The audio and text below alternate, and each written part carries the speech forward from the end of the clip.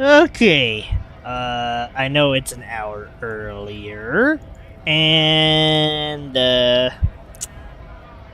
it's a little, it's a little sudden, but I'm well. Okay, I've been on my dregs of energy, but this is it. This is probably gonna be it. If I start any later, I might actually fall asleep. So, we'll at least try to get to day 3. That's the goal. I thought about restarting this whole game and doing a bunch of choices more efficiently, but it's like, I don't know. That's just gonna ruin the fun of it. I might as well keep going, even though I completely fucked up in several areas, and I'm not sure how my run's gonna turn out. But I'll try my best here. It might not go so hot, but it's worth a try.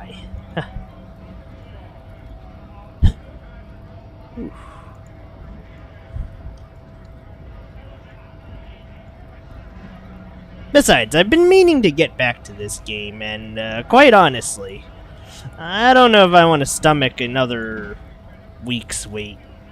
I like playing this game. I like playing this game quite a lot, to be honest.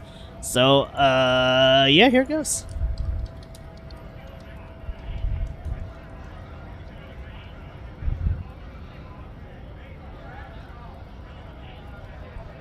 Okay, well, anywho. Let's see how far we get here. Actually, it's been a while, so I don't actually remember what the hell I've been doing. Okay. I think where I left off is we're about to hit nighttime.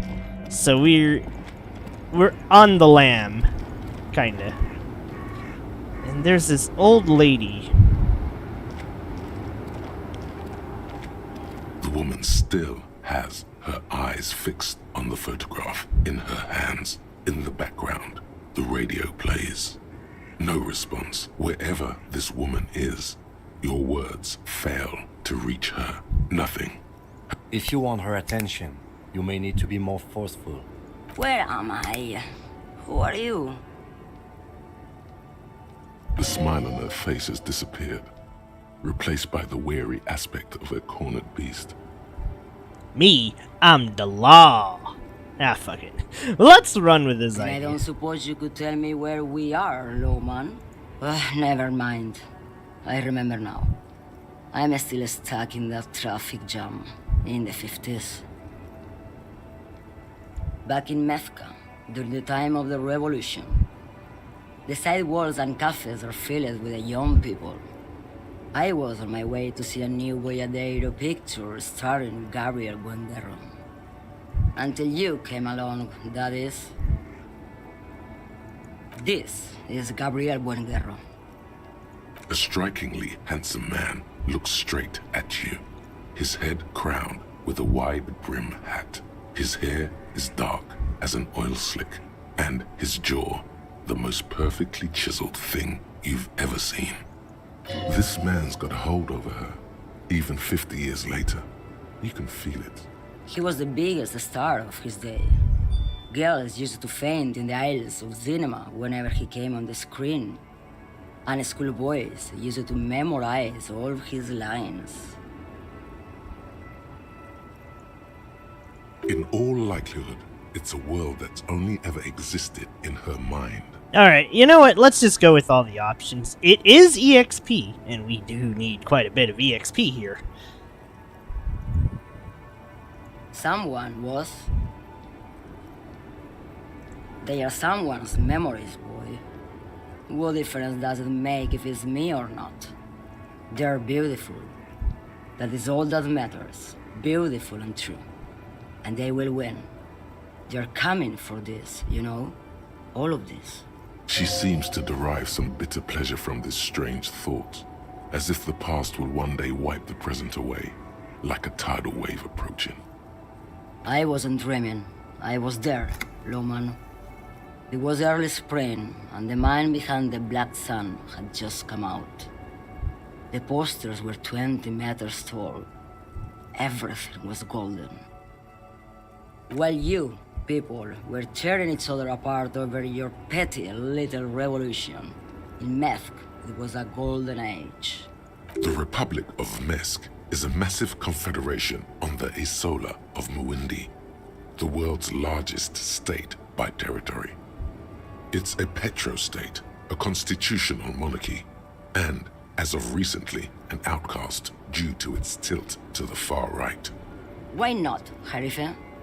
It's not like I have anything better to do in this hellhole. Of course not. To truly understand the Boyadero, you need to listen to On the Western Plain. The Boyadero, Boya for short, is a cowherder from upstream Magritte, the great steppes Hey, of Sprocket. northern Mesk. I know it's an hour He earlier is a than rugged usual, individualist and and explorer. I might be quite a bit near conked out, but I'll try my best to stay conscious for at least. I want to say I'll get up to 2 hours. I might likely end at an hour and like 45 minutes. We'll see how this goes. I think the week's finally catching up to me.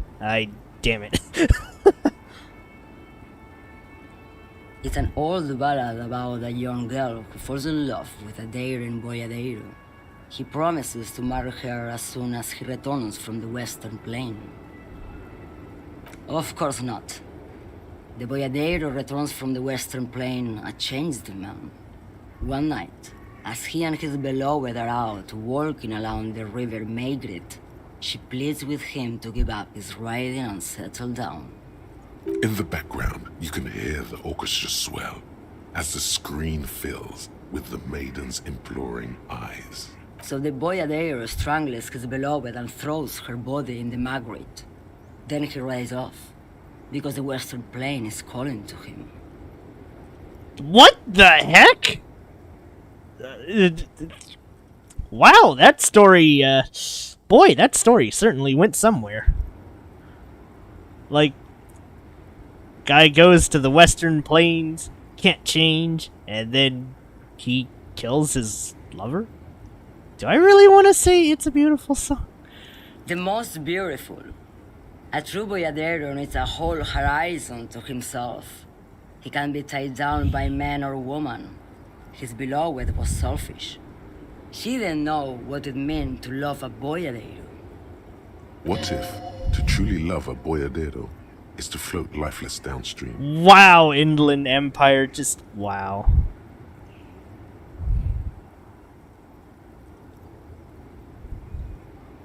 She's just a distracted old woman. We should maybe let her get back to her things. So he doesn't think she's the lady driver? You hear that, Loman? I don't think your partner likes you spending too much time with me. Nothing. I just don't think she's connected to anything. It's because of the pale. He doesn't want your frail mind caught up in it. And this woman has spent time in the pale. A lot of time. Oh, don't worry about me. I'm one of the best communers around. I drive routes no one else will. Lomonosov's land, Udashnaya Zemlya, the Western Plain. A terrible cold comes over her, rattling her teeth as she stares inward. The Transcatolia Magistral. You for 1A. Adestradas du Mirador. All the good ones. The deep trenches. Where the bluebirds fly. You're right, Loman. I'm the one who should take my health more seriously. Thank you for looking out for me. A correct appraisal. You're quite shabby. Is that all you woke me up to say? Did you just call me a lady, Harife? She clearly doesn't think she's a lady. Don't repeat it. I'm not that either, Harife.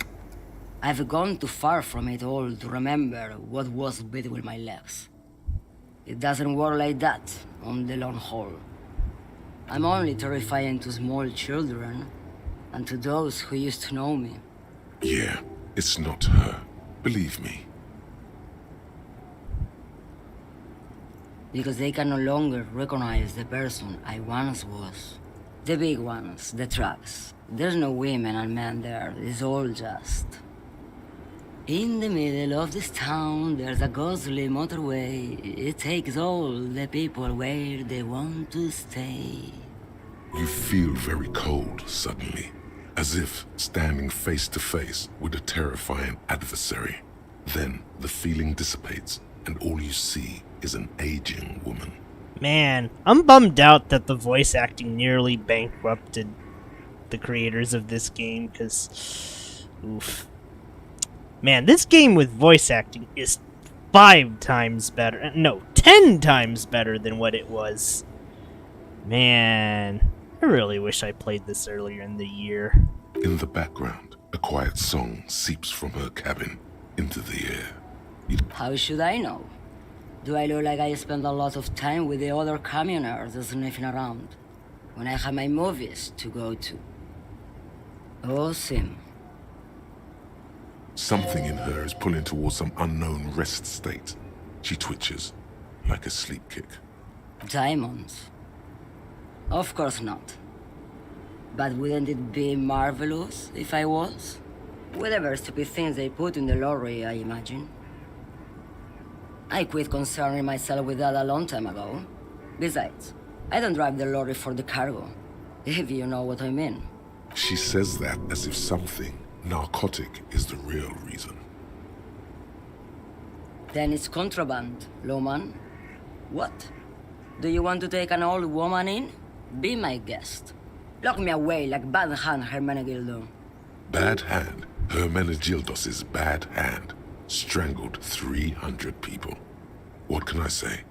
Some people just really like strangling people. What do I need drugs for, Lowman? What I see, what I feel. The great adversary, no drugs can compare. Yes, there is a protagonista and an adversario. I am on the side of the adversary. There's no coming back from that hole. The pal sounds like the drug to me. Then what were you getting at? This line of questioning is going nowhere. Try harder. Try harder. Maybe if she thought you're corrupt. Evart sent me place finger on the side of your nose and tapped twice. Who the fuck is Erat? Ah, and what do I care about the union boss? He's no Gabriel. He's no Franco Negro. He's not even Hermenegildo the Hunt. Maybe. Probably not. Makes no difference to me either way. Just this month, I made half a dozen trips from Saramirizza to Grad on the U41A. What do you think they take from Saramirizza to Grad, Lowman? No, not Jamaican. I don't know what language this stuff is. It's diamonds, Lowman, obviously.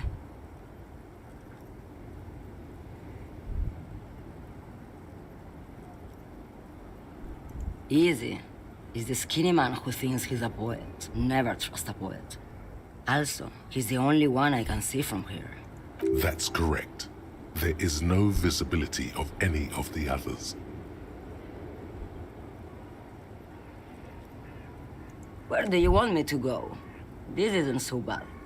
I can listen to music, or the seagulls. Look at all the colors and the features of this world.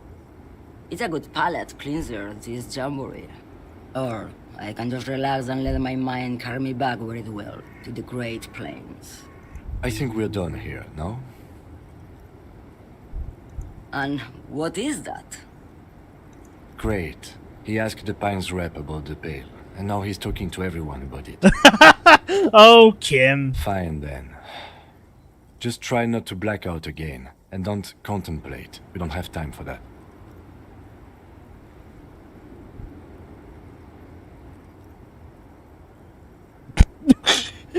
Do I really want to go with the silly lines of thinking? That is exactly what I didn't want you to do. Ma'am, my partner wanted to know if you work in Pale Transport. No offense. But your partner? Seems like a bit of an idiot.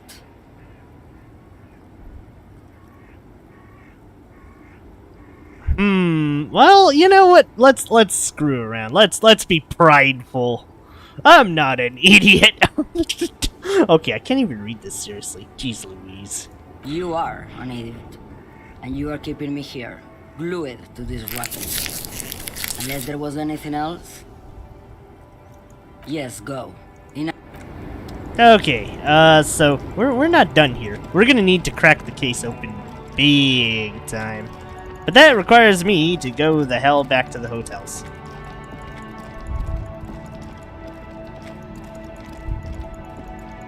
Oh no. Fudge.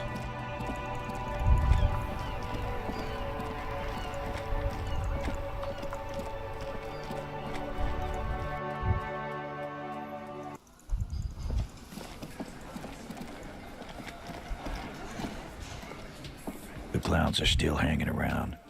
What is it now?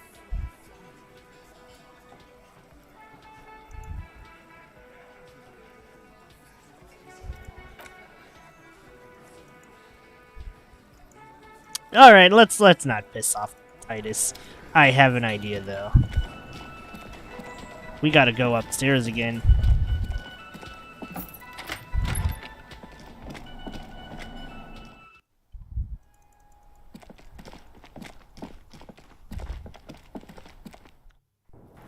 Claude's not getting away from me, not this time.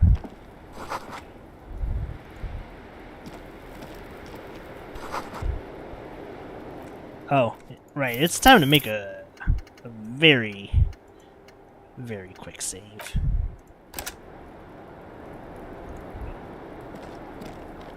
Welcome to the roof.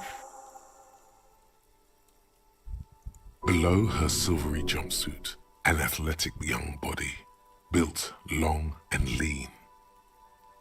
I'm sorry for the mess down there. The cleaning lady hasn't come by in days. I'm beginning to wonder if she ever will.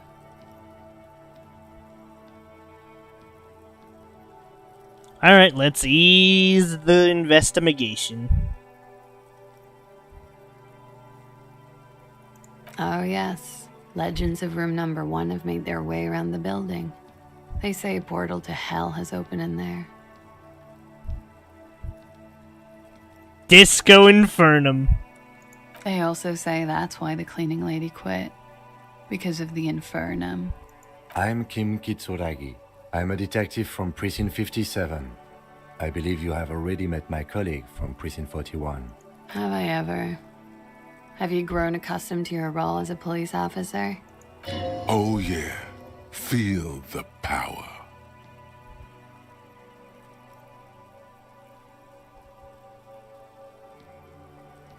Like riding a coppercycle.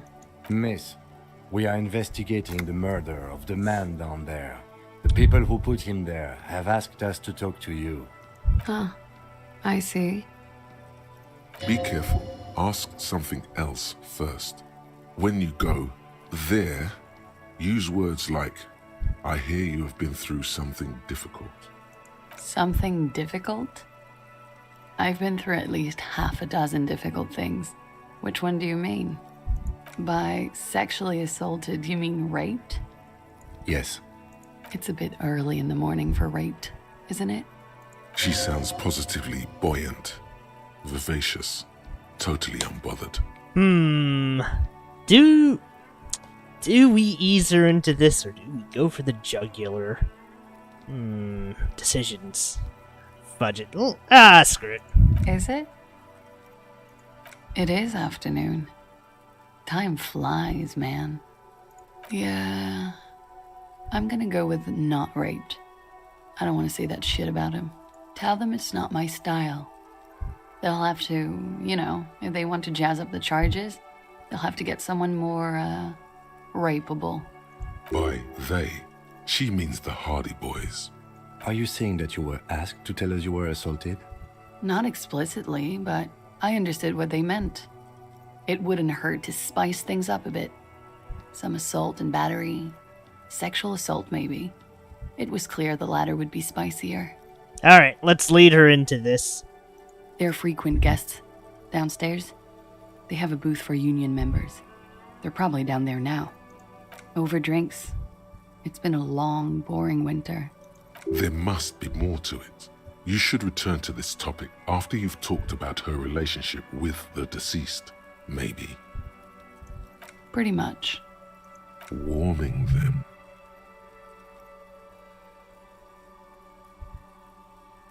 We partied.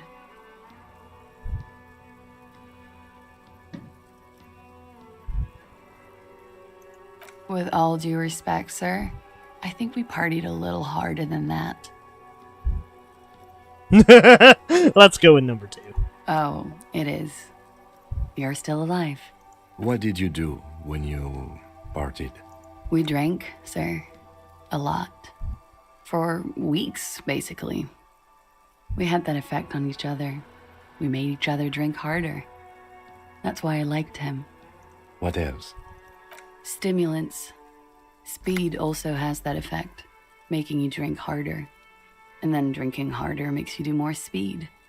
It's quite the combination. We also had sex. I guess you can say This that, is one yes, fucked up a New bit. Year's Eve. Lovers is such an emotional word. But there was something there. We did enough drugs for there to be. How did you two meet? Downstairs, at the bar. He was on some sort of assignment, a military man, as you probably know. Had a cool, scary scar. She appears aloof, but that scar part, the scary, is stressed and drawn out. What's that about? Apprehension? With longing. She misses him. When was this? A month ago? Something like that. Oh, yes. I've had a great view. From the roof, out of the bathroom window, in my dreams. A bitter cringe. It hurts. You look to the lieutenant. You called us, the RCM. Yes. Jackpot. I made it. And I would appreciate it if you didn't tell everyone. In Martinez, they call it snitching. Reporting crimes is confidential in Ravachol, miss.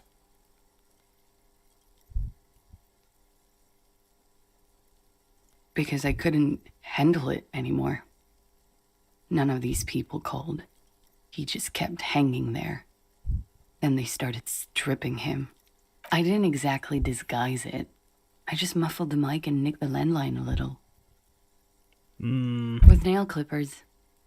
And I diverted some radio fuzz into it. Into the cold wire. Which landline? The one downstairs, officer. I used the whirling landline.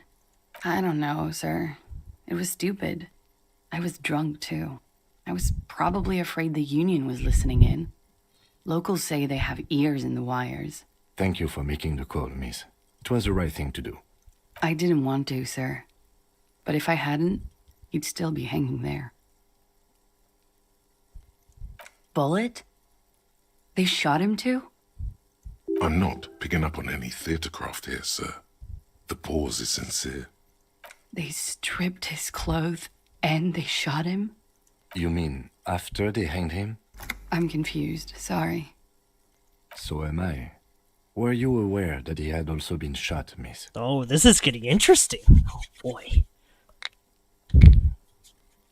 Man, never mind. Maybe I'll be wide awake enough to last. Things are starting to go a little over my head here.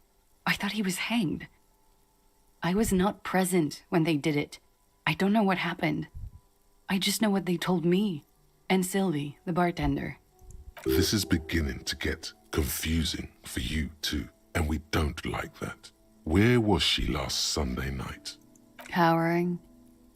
I was cowering downstairs with Sylvie.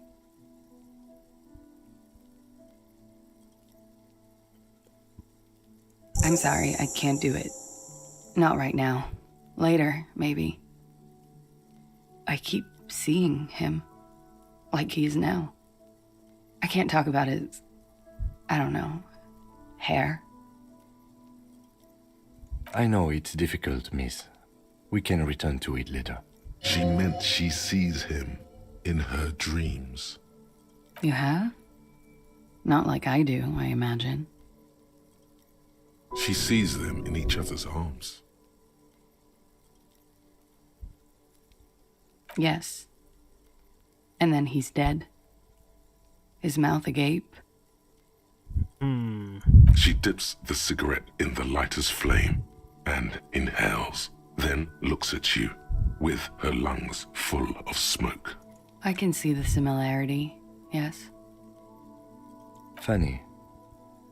Funny how? Nothing. I also saw him. We had a long inspection and that sort of thing sticks with you. Let's move on. I'm 89% sure. You know how it is. Do you?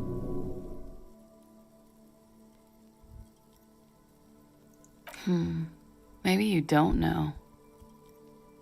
In conclusion, officer, I'm gonna go with a mild to medium not raped here.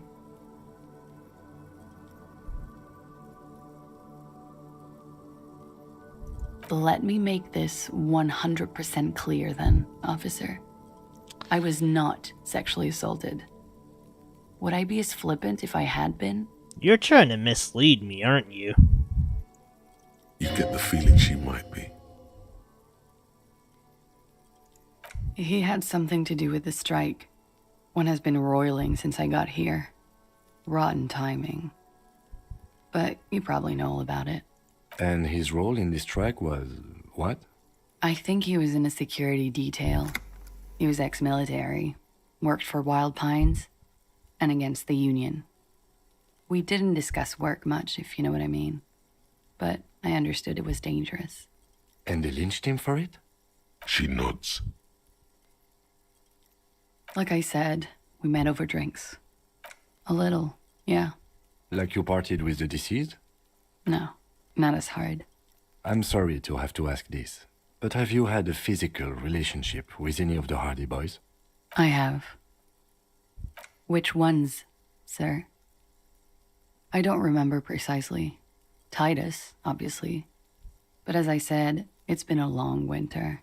Could that have been part of the reason they hanged him?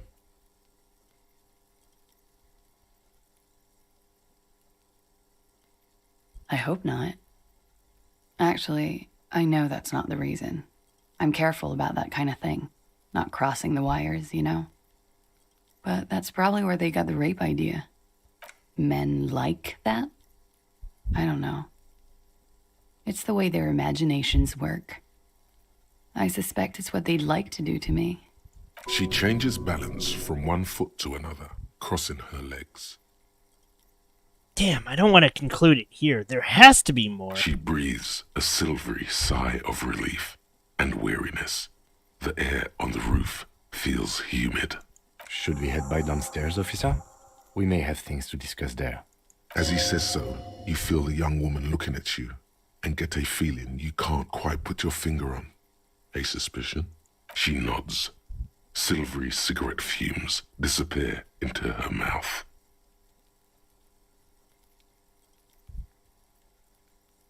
Clasier Amandu. Same name that Titus gave you.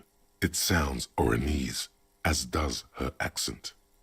Something stupid. Wanna hear what's stupid? Somewhere in a one-room apartment on Boogie Street, a young man shows Patrol Officer Tilbrook his genital warts, asking if they're cancer. His partner, Emil Mullins, can't be there. He's in another apartment with another man who's showing him a dead dog under the radiator. It's dead, Mullins says. No, the man replies. I touched him. He's warm. He's warm, Mullins replies, because he's under the radiator. No. More stupid. Oranese lit. Oranese literature. It's what I studied at the university. Fear of failure, fear of death, how it sucks to be Oranese. All national literatures are... Only the name of the nation changes. If that's true, then Revacholian lit would fit you like a glove. I'm afraid you can't, officer. Why is that? Because it's buried in a sealed plastic bag at an undisclosed location on the coast, along with cash and airline tickets. Thank you for your candor. Why? They say so in your tourist brochure. Keep travel documents away from your person when west of the river. If I were to lie to you, I would come up with a more mainstream name than Clausia Mondu. It's a weird name. She seems to be telling the truth, sire. Okie dokie.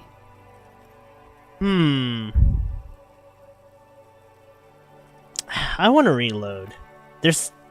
I have an idea.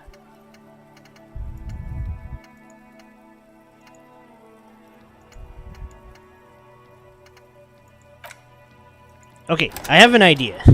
Before we do any of this, there must be a different way to get this guy's name. And I'm gonna find it.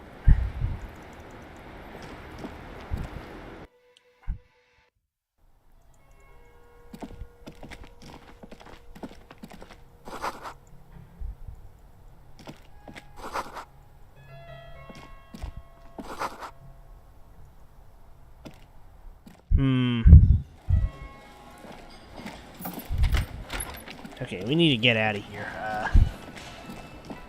Let's see.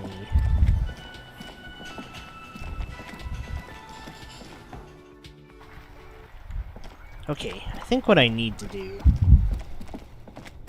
There's something I haven't done yet. I know the scab leader is around here.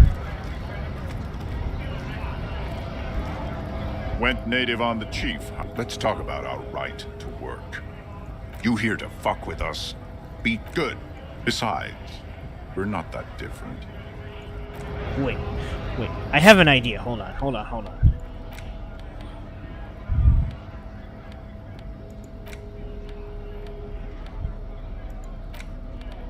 An intricate web of blue lines. It almost looks like they let you for you to discover. Someone close to the victim might know. Someone who knows about his gun. Right to work! Back again, eh? Here to show the militia support for our cause? Maybe you should ask them the questions. Like, why we're not allowed to make a living here. Shame on you! We have families to feed, you piece of shit. So do we, Scott. Honest men and women with rights to work, to be useful, not toys for corporate interests.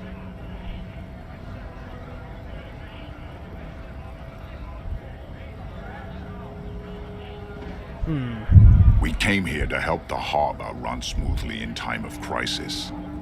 If union fucks don't want work, they ought to let in those who do want work.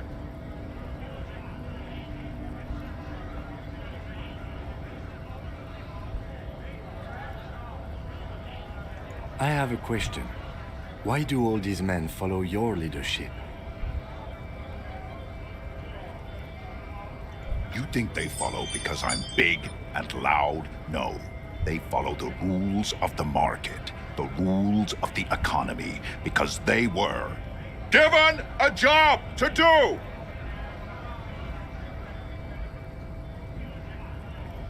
We were promised work. We'd be in there, working, if the bastards hadn't shut the gates.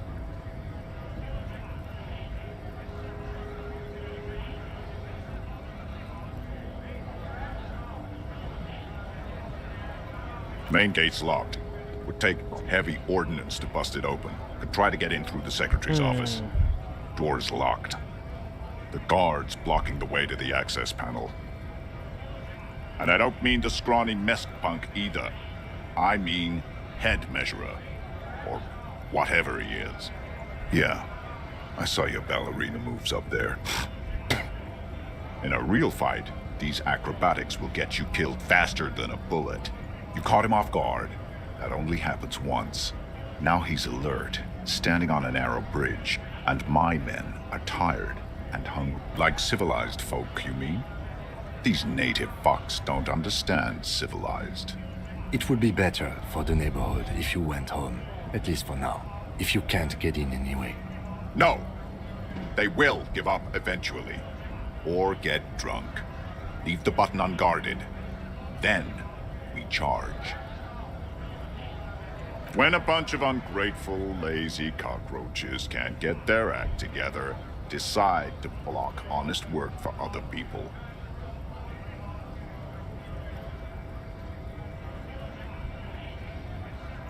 Beats me.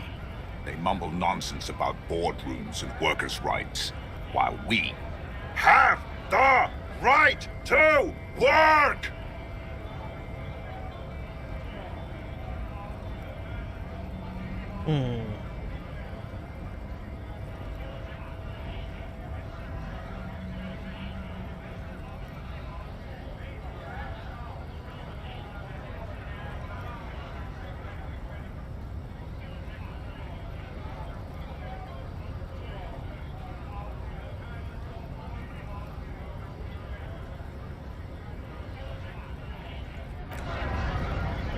Right to work!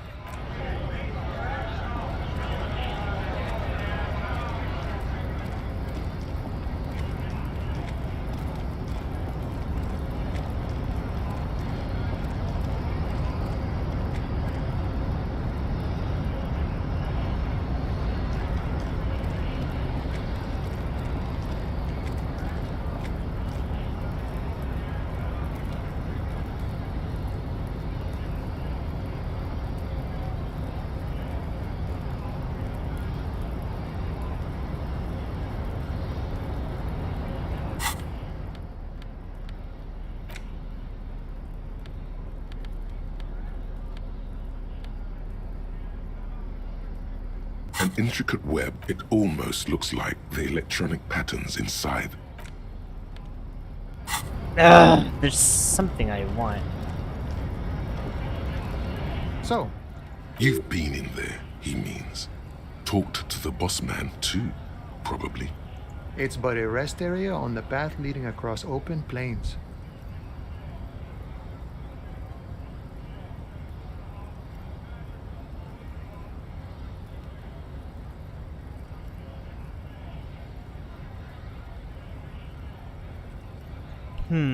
Right. You talk to the boss, eye to eye, like men of the plain. If you have any more questions, I'm set to talk. The mercenary, eh?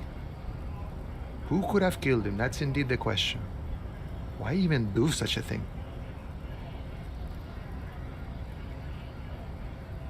What a thought! Why would noble workers resort to such a thing? Unless they were pushed, of course. Your dead guy was an enemy combatant. He was an agent of the opposition, attempting to undermine our honorable efforts. I ain't the murdering type, but that's just me. Large organizations like our union have all sorts of men, with all sorts of skills. He's not lying about not doing it himself. Understood. This has been of limited use. Still, thank you. No problem. I wish the best to you in your search. A key, huh? What door is this key supposed to open? Oh, say no more. I got you. I got that key right here. And let me tell you, it's mighty good of you to help us out during the strike. Working class solidarity, as they say. Polar weasel? Oh, I know what you mean. I'm pretty sure he's actually Occidental, though. You're Wow. gonna be committing fratricide, my racist friend. What you're looking for is a basement door behind the greenhouse. That's behind the whirling in rags. That's all I know. Our organization is what you call compartmentalized. Means we keep out of each other's business. Okay, but where did you get the key from? The janitor gave it to me. Nice fella. We talked about life and things that really, truly matter. None of this mess we're in. This jiving and juggling. What's it for? To feed our children, I guess. I'm more of a philosophical dock worker. I like to talk about the big picture stuff. Who I am, who you are, what we are fighting for.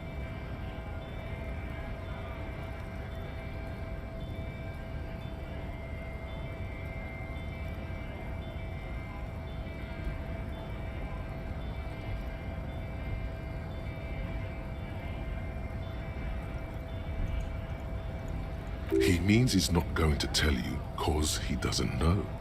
But he will shoot his mouth off with you now that you're working for Everard.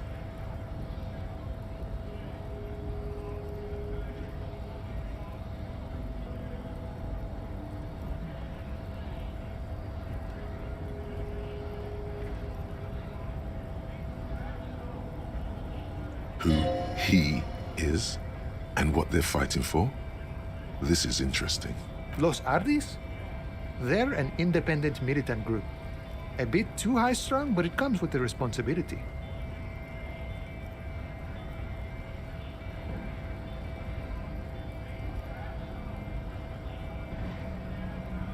They're sort of like you. Preserve the rule of law and all that.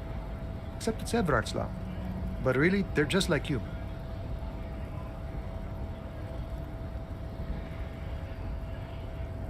Is he actually comparing you, an officer of the law, to some neighborhood vigilantes?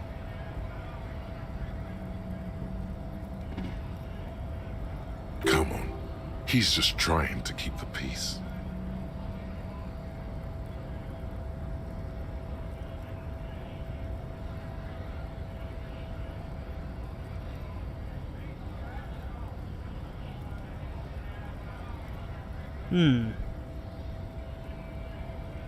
Ah, hell with it. Why not? Must be nice being something else for a change. The rest of us are just folks.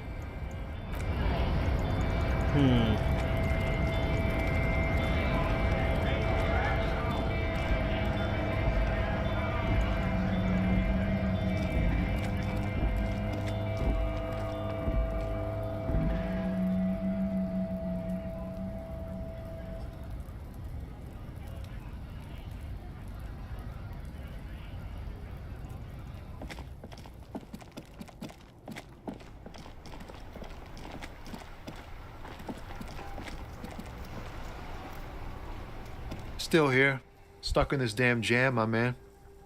What's up? I don't want to talk about that.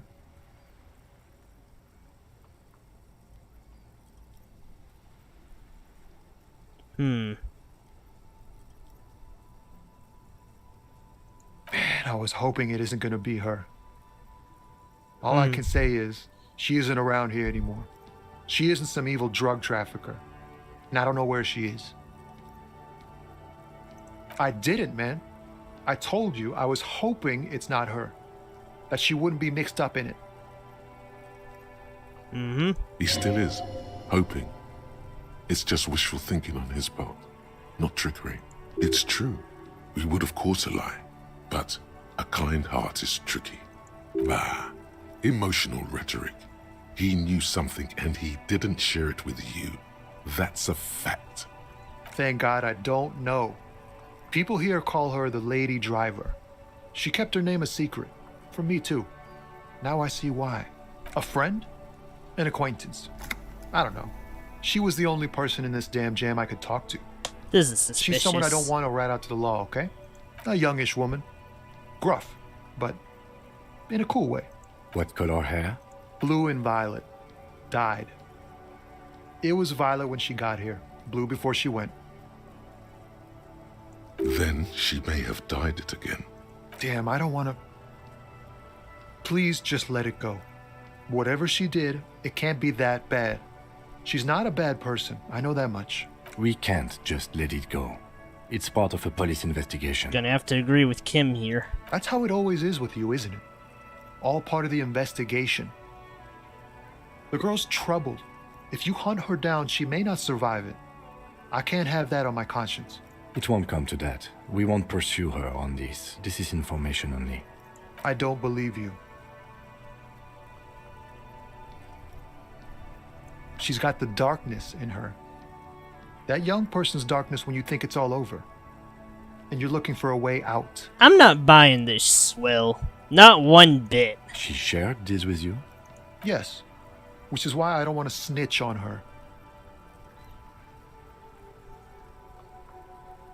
It's snitching, man. I know what it is. I heard the rumors. I saw the other drivers looking at me strange when we talked.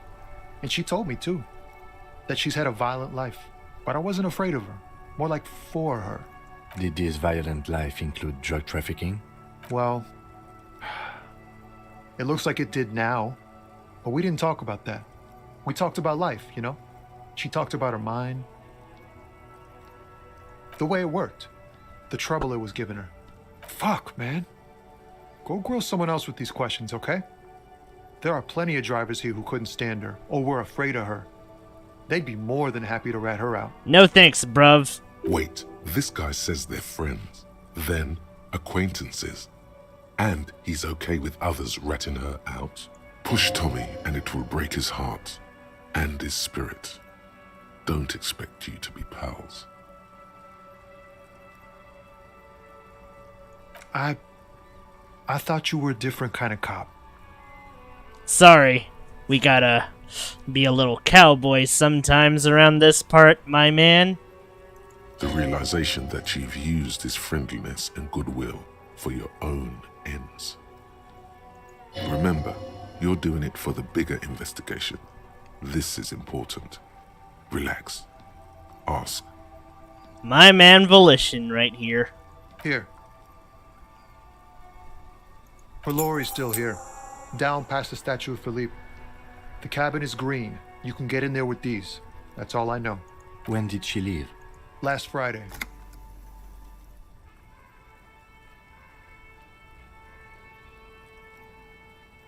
No, I don't know.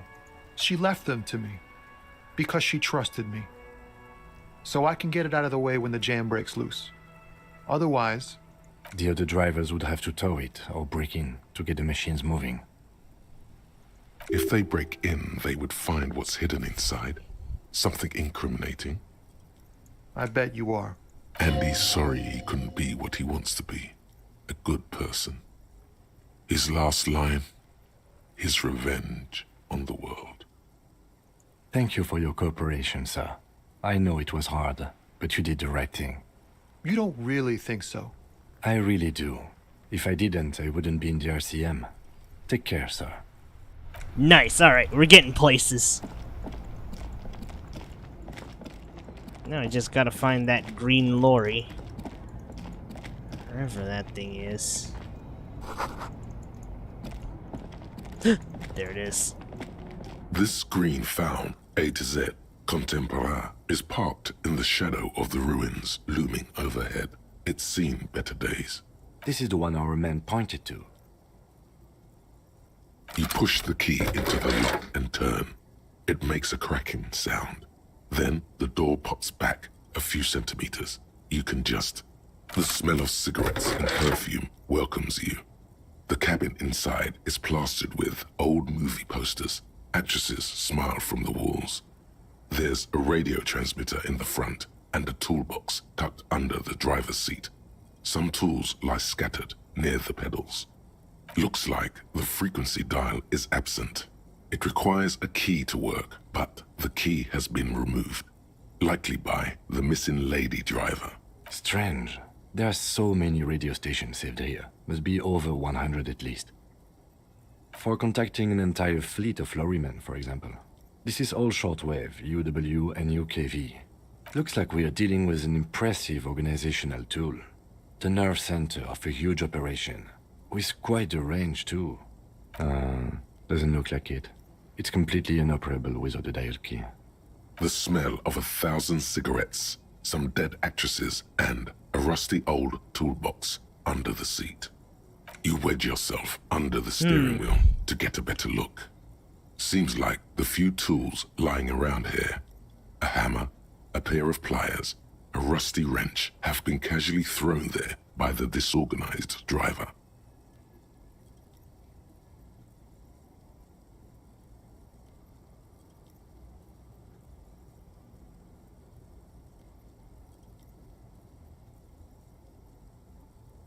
But one odd detail does catch your eye.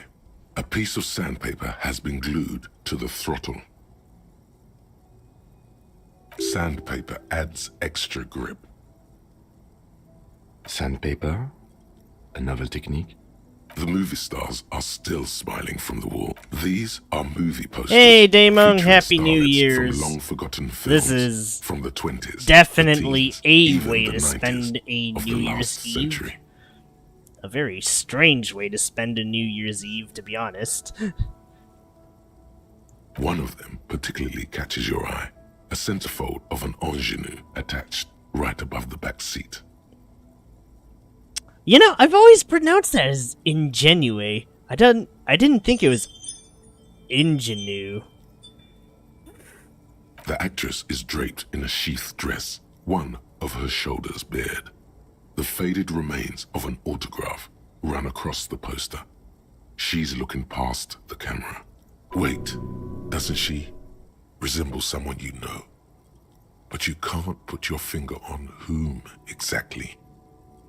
Look, I'm sure normal VTubers would play normal games, not investigate crimes in Disco Elysium. This is Tijon, a starlet from the dawn of cinematography, less known for her talent than her tragic, untimely death. She wasted away in a drug den called the Door to the River, not far from here, on Boogie Street, a mixture of cocaine and morphine. She was afraid of the world, and the camera, too. The actresses and the rear actor all smile you a warm goodbye. A radio transmitter is attached to the dashboard, and a toolbox sits under the driver's seat. A metallic drawer slides out from the seat. It's empty, except for a folded newspaper. It's an issue of Périphérique from last Wednesday. A piece of paper falls out from its pages. Speaking of games, though, I really have to draft that new schedule. Since I get Tuesday off. No, there was another VTuber before me a long time ago that covered this game. Though I might be in the category of the very few that actually try this game. At least I'll have under my belt that I might legit be the only other one that played Planescape Torment. The only other person I know that's played that one was a girl, yeah, actually a surprise. It was someone named Ono... I think it was Ono Lumi, or... No, it was Ono Lumi. Yeah. So, maybe someday. But I think plenty of people play Elysium. Well, maybe. It looks like an article ripped out from a radio enthusiast magazine. Complex mathematical equations explain the basics of something called the Ulan frequency system. The Ulan frequency system? I've never heard of that before. I know of FM, AM, UKV, but... The pull-out toolbox slides back into its nest. The rest is as it was. Radio, posters, a trace of motor oil smell under all the cigarettes. You close the rusty old lorry door. Great. I think we got everything. A word, detective? Before we return to Joyce? All right, we've finished here. Let's quickly debrief and go over what we found, so we don't do it in front of the company rep. Honestly, I'm quite worried by what we've seen so far. The evidence seems to point to a rather extensive and well-organized operation.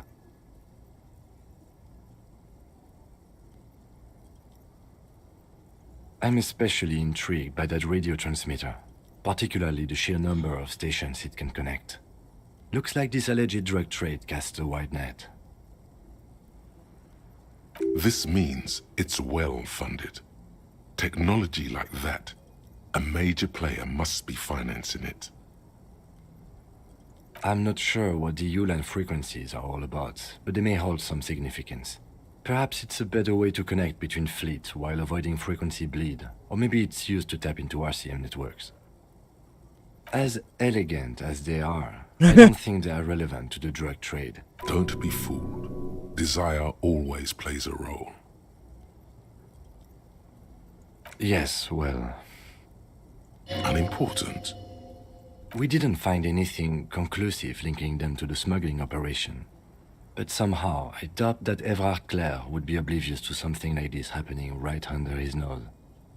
My suggestion is, we use it against the Union in any way we can, to our own ends. It's a slippery hill, but we just might be able to pin them down, indirectly, down the road. We should return to the murder case, see what Joyce tells us about the lynching. When we are done for the day, I call my station and suggest our narcotics department look into it. There are more than enough grounds to start an official investigation, sometime later when we are done here. We do not want to get caught in that. The fact that one hasn't started already gives me pause, an investigation I mean. Especially if the Madrid grouping is involved, and I can't imagine they aren't. It's certainly worrisome. All the same, I don't like the idea of internal affairs descending on the matter. That won't help anyone either. Debrief over. After you. Thanks, Kim. Oh, we should save. This definitely got more sidetracked than I imagined it would. A lorry abandoned. The smell of cigarettes and perfume welcomes you. The cabin inside is plastered with old movie posters. As you close the rusty... A lorry abandoned. The smell of cigarettes. These, one of them, particularly catches your eye. A scent the actresses and the rear actor looks like. Strange. The smell of you wedge just but one odd detail. Sandpaper adds extra. The movie stars are still smiling from the walls. There's you wedge just but one sandpaper adds extra grip. Sandpaper? The movie stars are still smiling from the wall. A metallic drawer. It's an issue of it looks like a The U-length? the pull-out tool to close the... Damn. It feels like I'm missing something there.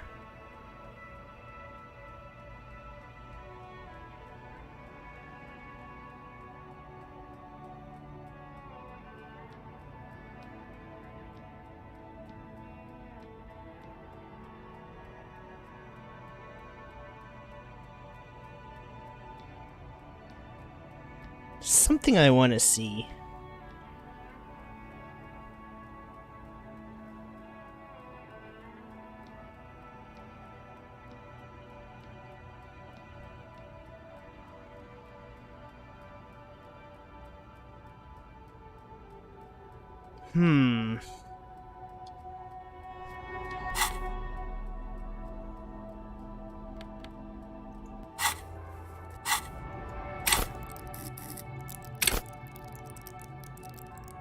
Oh no.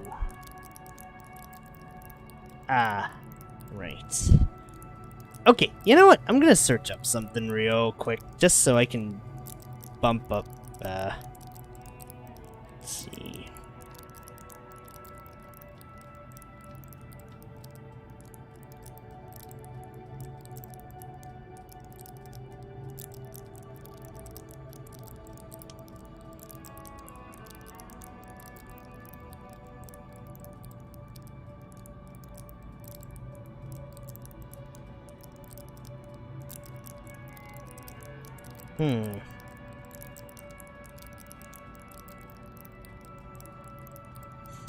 Okay, there is definitely something I need to see. Just gotta be an easier way to get perception up.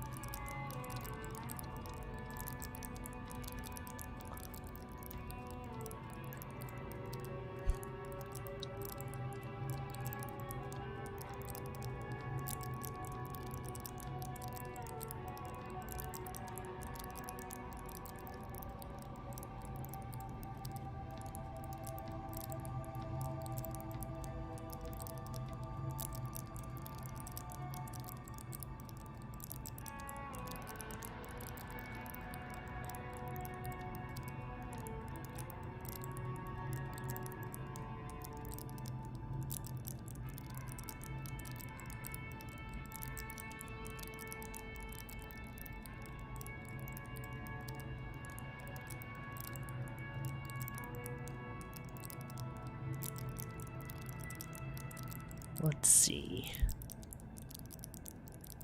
Part.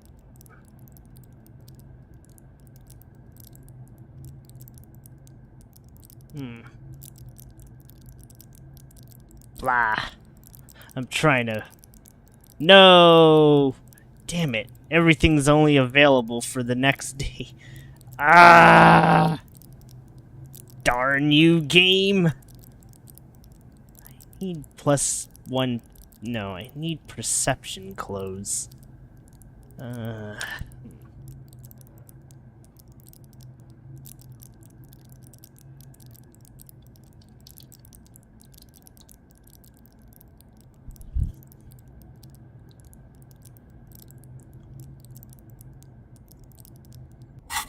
Wait, I have an idea. Oh no.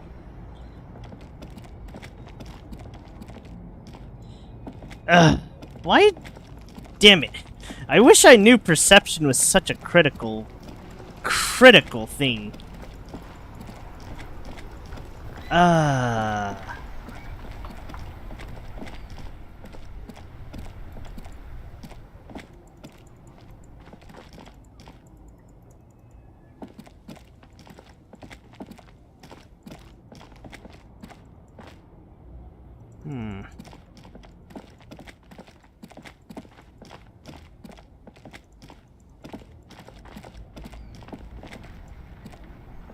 You keep coming back. That's good, officer. Keep browsing those clothes. Keep saving that economy. No good. All you can come up with are some No luck? Why not take another? Oh, I should have reloaded there.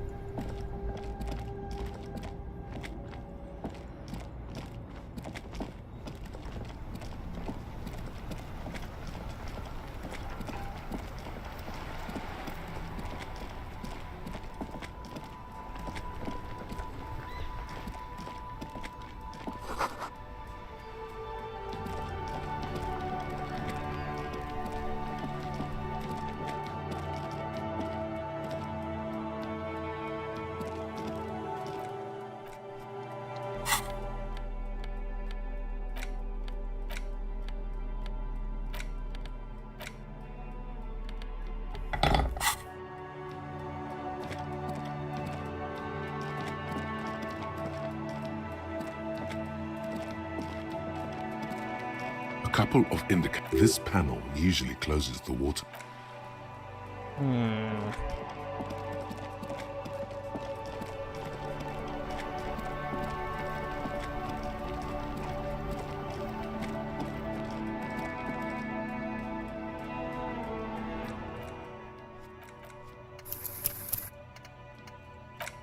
Okay, I think I have an idea.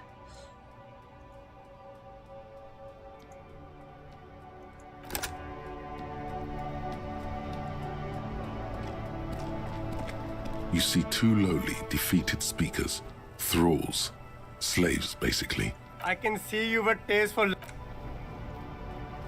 You keep coming back. That's good, officer. Something cold grazes your hand. Synthetic and sleek, a windbreaker. Surf, it says, but also wind, summer, 100% waterproof, and sport. All in different typefaces.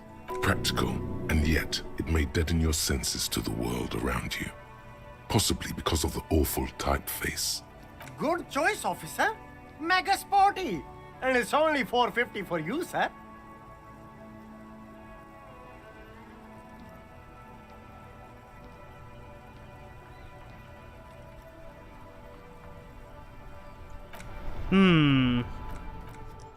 That wasn't quite what I was thinking.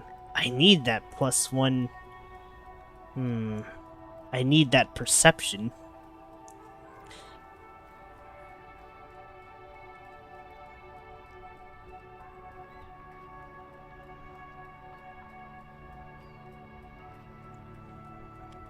Okay.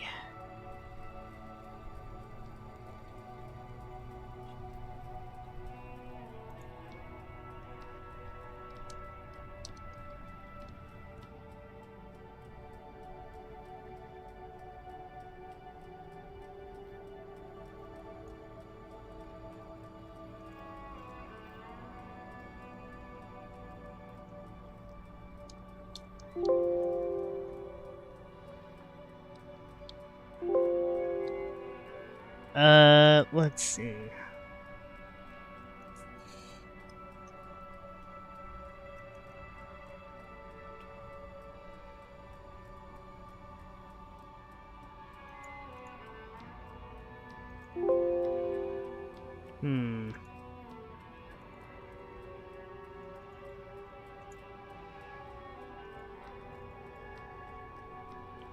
Okay, I'm trying to find something, but it's not working out the way I'd like it to.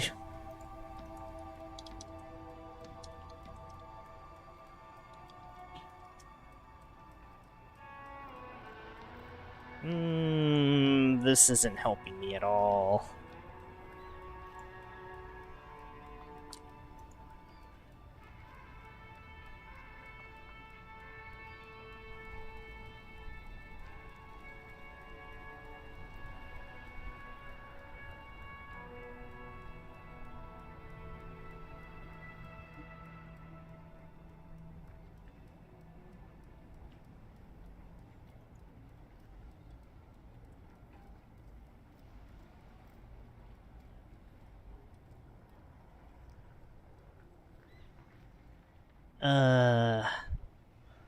Glasses box nest.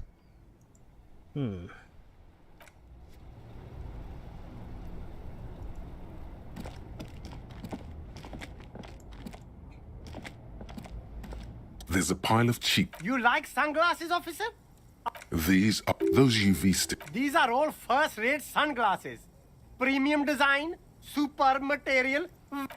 Oh wait, I got this. The shine on these sunglasses. Nice. Oh, very interesting choice, officer. Very... This is how a seam. Yes. Wow, officer. And they can be yours for a mere 3 real. My... The lieutenant. You look like a musician. Like a blind musician. But you could do worse.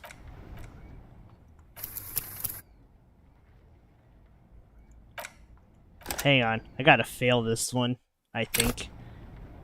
The shine on these sunglasses lasts a... No luck. Oh, that visor is perfect for you, officer. It'll definitely keep the... I hope not. You don't like it? Sure, Square Joe. No problem. Let's get sporty and practical, officer. Good choice. Good heavens.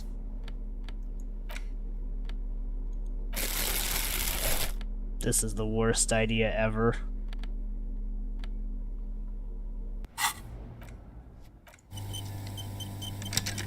Okay, hold on.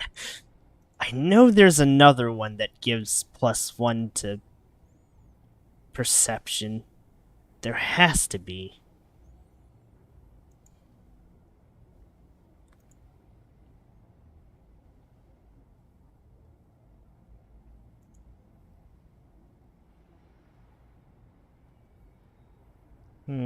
Let's see.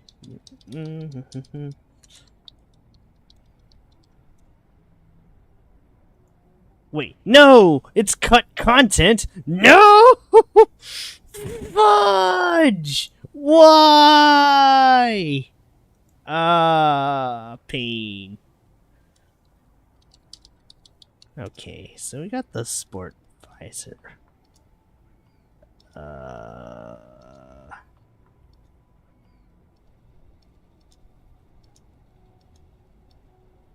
Dang nabbit.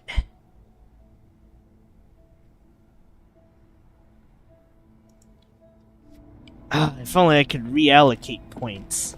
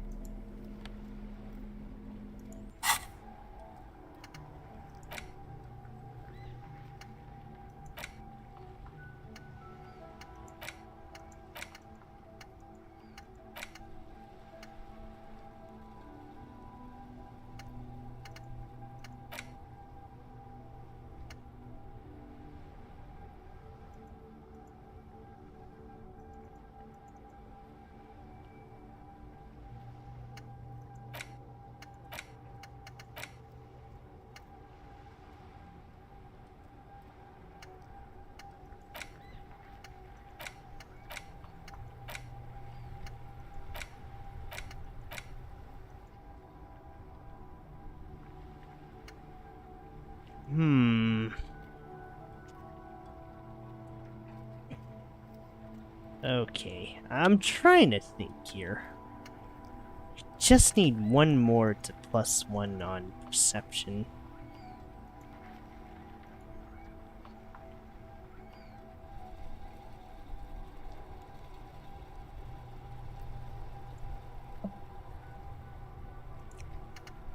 But I might just be out of things to do for today, which isn't good.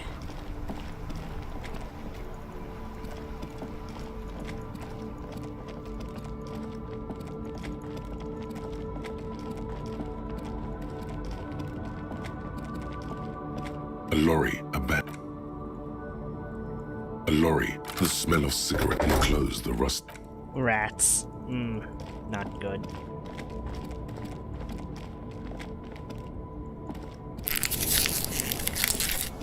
That's not what I meant to do.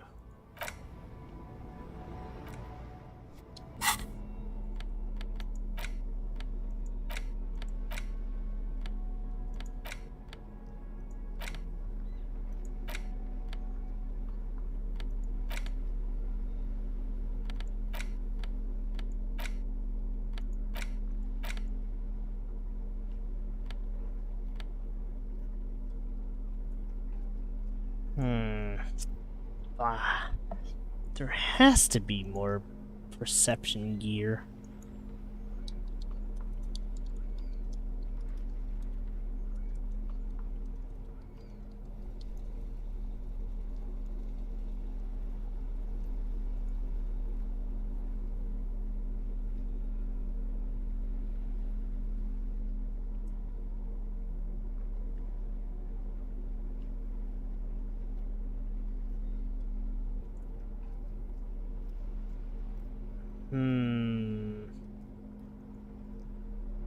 Okay, I think I'm just overthinking this. I am definitely overthinking this. But I... Damn nabbit.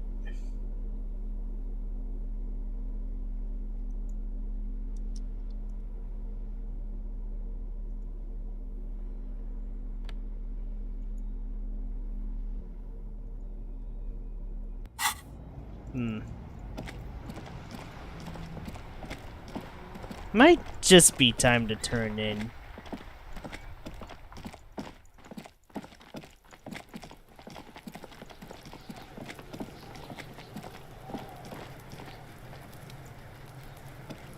Fuck, does Kuno care?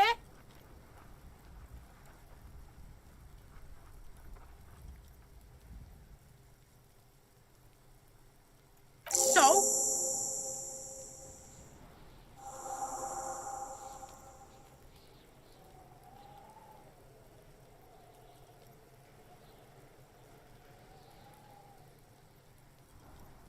Yeah, so?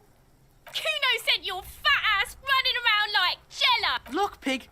Kuno sent you to rough some people up. Kuno played you. That happened. Now you and Kuno should move on. Good idea.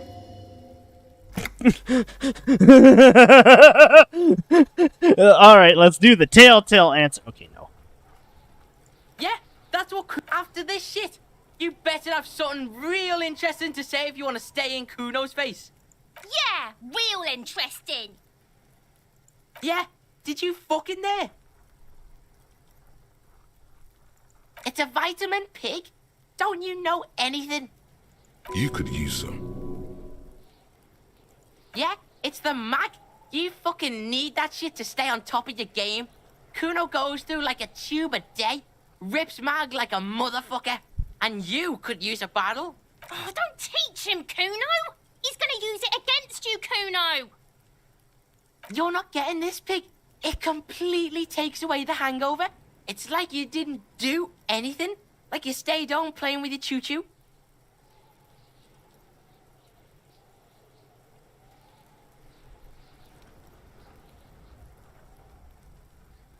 Fuck you, pig. Don't do mag. You're gonna OD and you're gonna fucking die. That's where Kuno gets his daily hit of electric. Kuno Shazam. Kuno rides the fucking lightning in there, pig. Bet you'd like to ride the lightning too, wouldn't you? Oh, that? Kuno decapitates pigs. That's just a Kuno demo tape. What?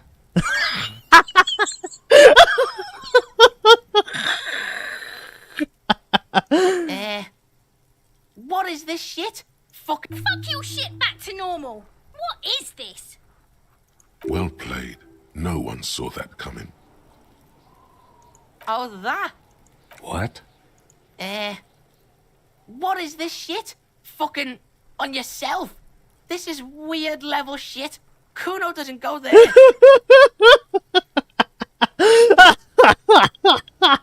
Fuck your shit back to normal. What is this? I can't believe that worked Well out. played. No one saw that coming. Good call, Pigmeister. Don't come and talk to Kuno about his... The fuck do you want? Good call, Pigmeister. Don't come and talk to Kuno about his kingdom.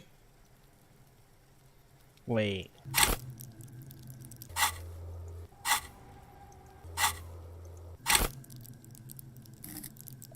Ah, damn. I'm like 40 away. Feels bad. Kuno doesn't...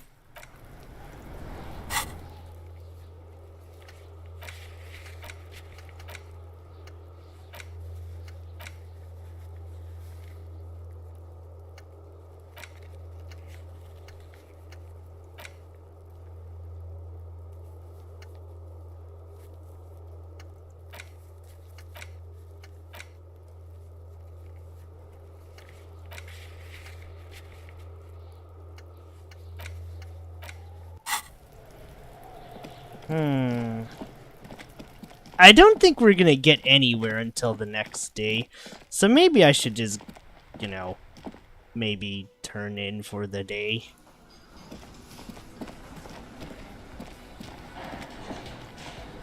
Can I help you? Got the 20 real? Good. You got the room for the night, but remember, you'll need another 20 real tomorrow.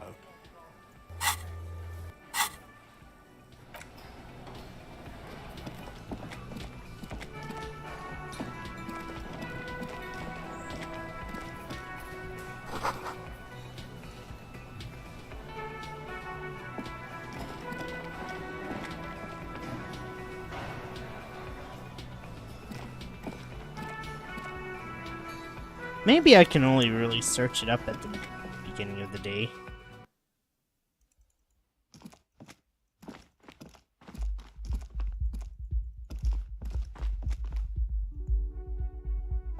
Yes?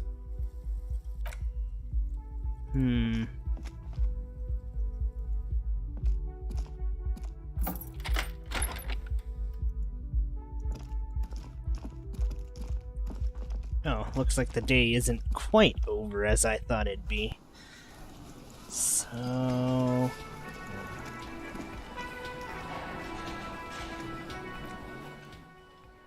Oh, wait. I want to see something.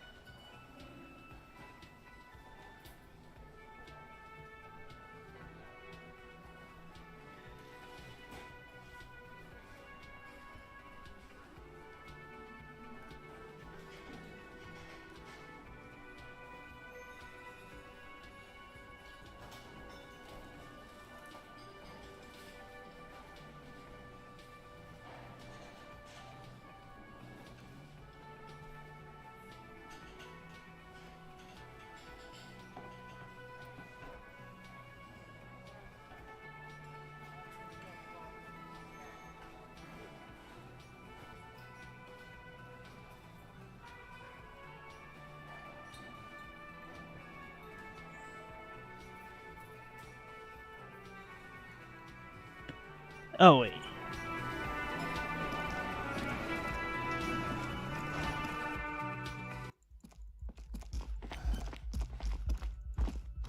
There's something I want to try. Kim also tries not to look at the pile of taped viscera on the carpet, or the weird suitcase on the hat rack, or the potted plant dying in the corner. But it's all just too morbid to ignore. He nods. He takes a step toward the door, like he'd like to leave.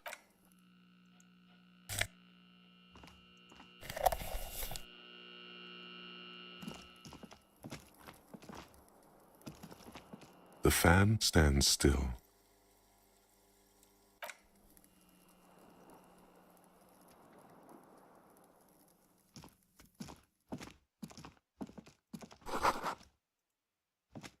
A mirror hangs above a bent and broken sink. In a fierce discharge of masculine energy, someone has ripped half the faucet off. Hot water sprays from the base, and steam covers the mirror. You cannot see yourself, just the outline of a man. Suddenly, you realize you have no memory of the face that awaits you there, underneath the soft vapor. As you slowly reach your hand towards the surface of the mirror. Abort. You clearly have not thought this through. You won't like what you see there, and you will never unbecome it. Behold. Jeez Louise! You have no idea who this thing is, do you? It appears you're also dead. There's clearly rigor mortis on your face. Oh wait, is that an expression? Are you trying to make an expression with that face? Why? Please stop. It's horrible. You're scaring yourself. Holy crap, that is the face of a nightmare. You couldn't stop if you wanted to. It's neurological. You can't, can you? It's like it's not even voluntary anymore. You have worn that grin into your face, and now it won't come off. What does it even mean? What is the emotion you're trying to convey?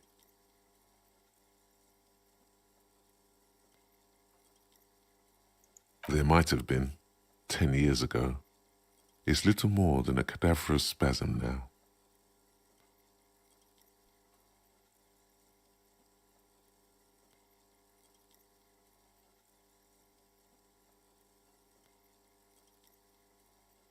Yeesh.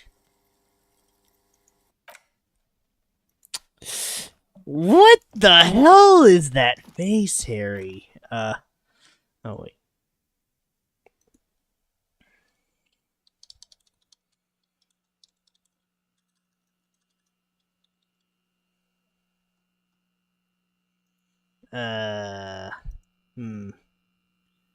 Wait, they actually sell this thing? This necktie is a thing?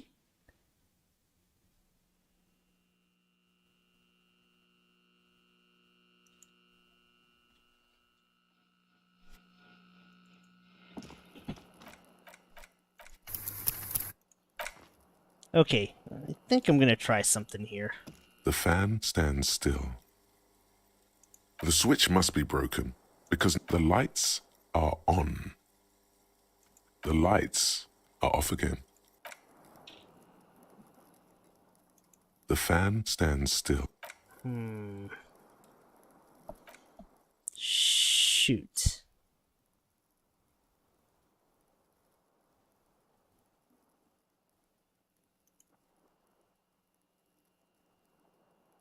Ah, no. I think I missed my chance for this. Oh, no. Hopefully I don't have to restart this playthrough. But, I mean, if I do, it's fine. I think I know what I need to do now to be a little less annoyed. But let's change this title, actually.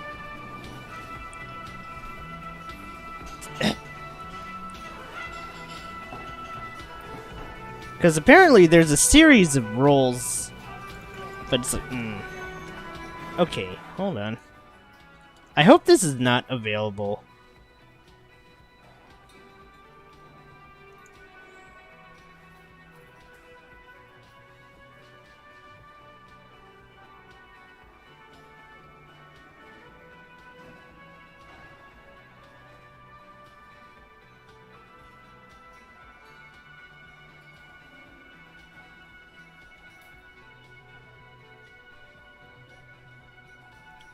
Curses.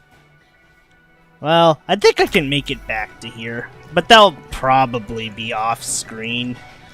Let's just try to finish the day up. I forget when the day closes out.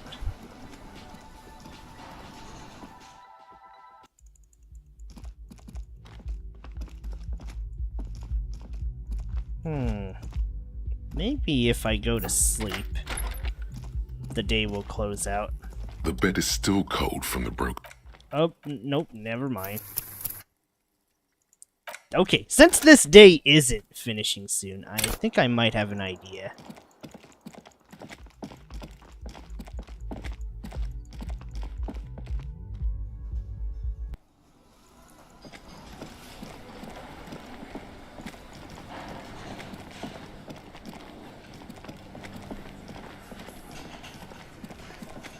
There's apparently a place I can use a key. So, you know what? Let's just go do that. I'm a little annoyed that I miss a few things, but... I could probably figure something else next time.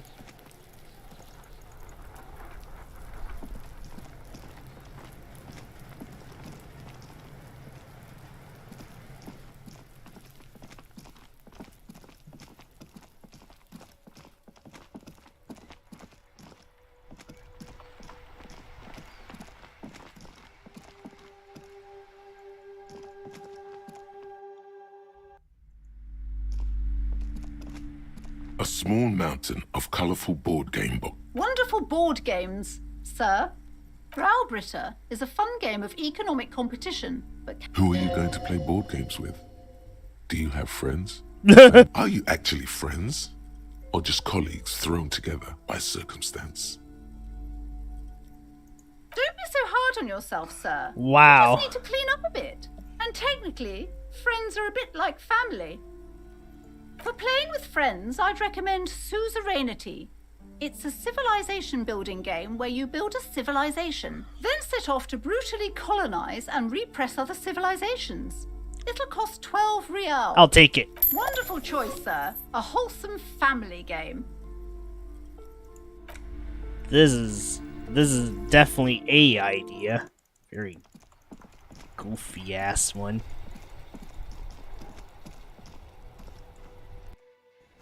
I want to close this day, but it doesn't seem like time will pass too quickly, so let's go play some Suzerainty. In your hands, you hold a brand new copy of the game, Suzerainty. It's snugly wrapped in a skin of plastic. The cover features a charming illustration depicting a mass of grinning laborers loading goods onto a ship, while a richly dressed administrator oversees their work.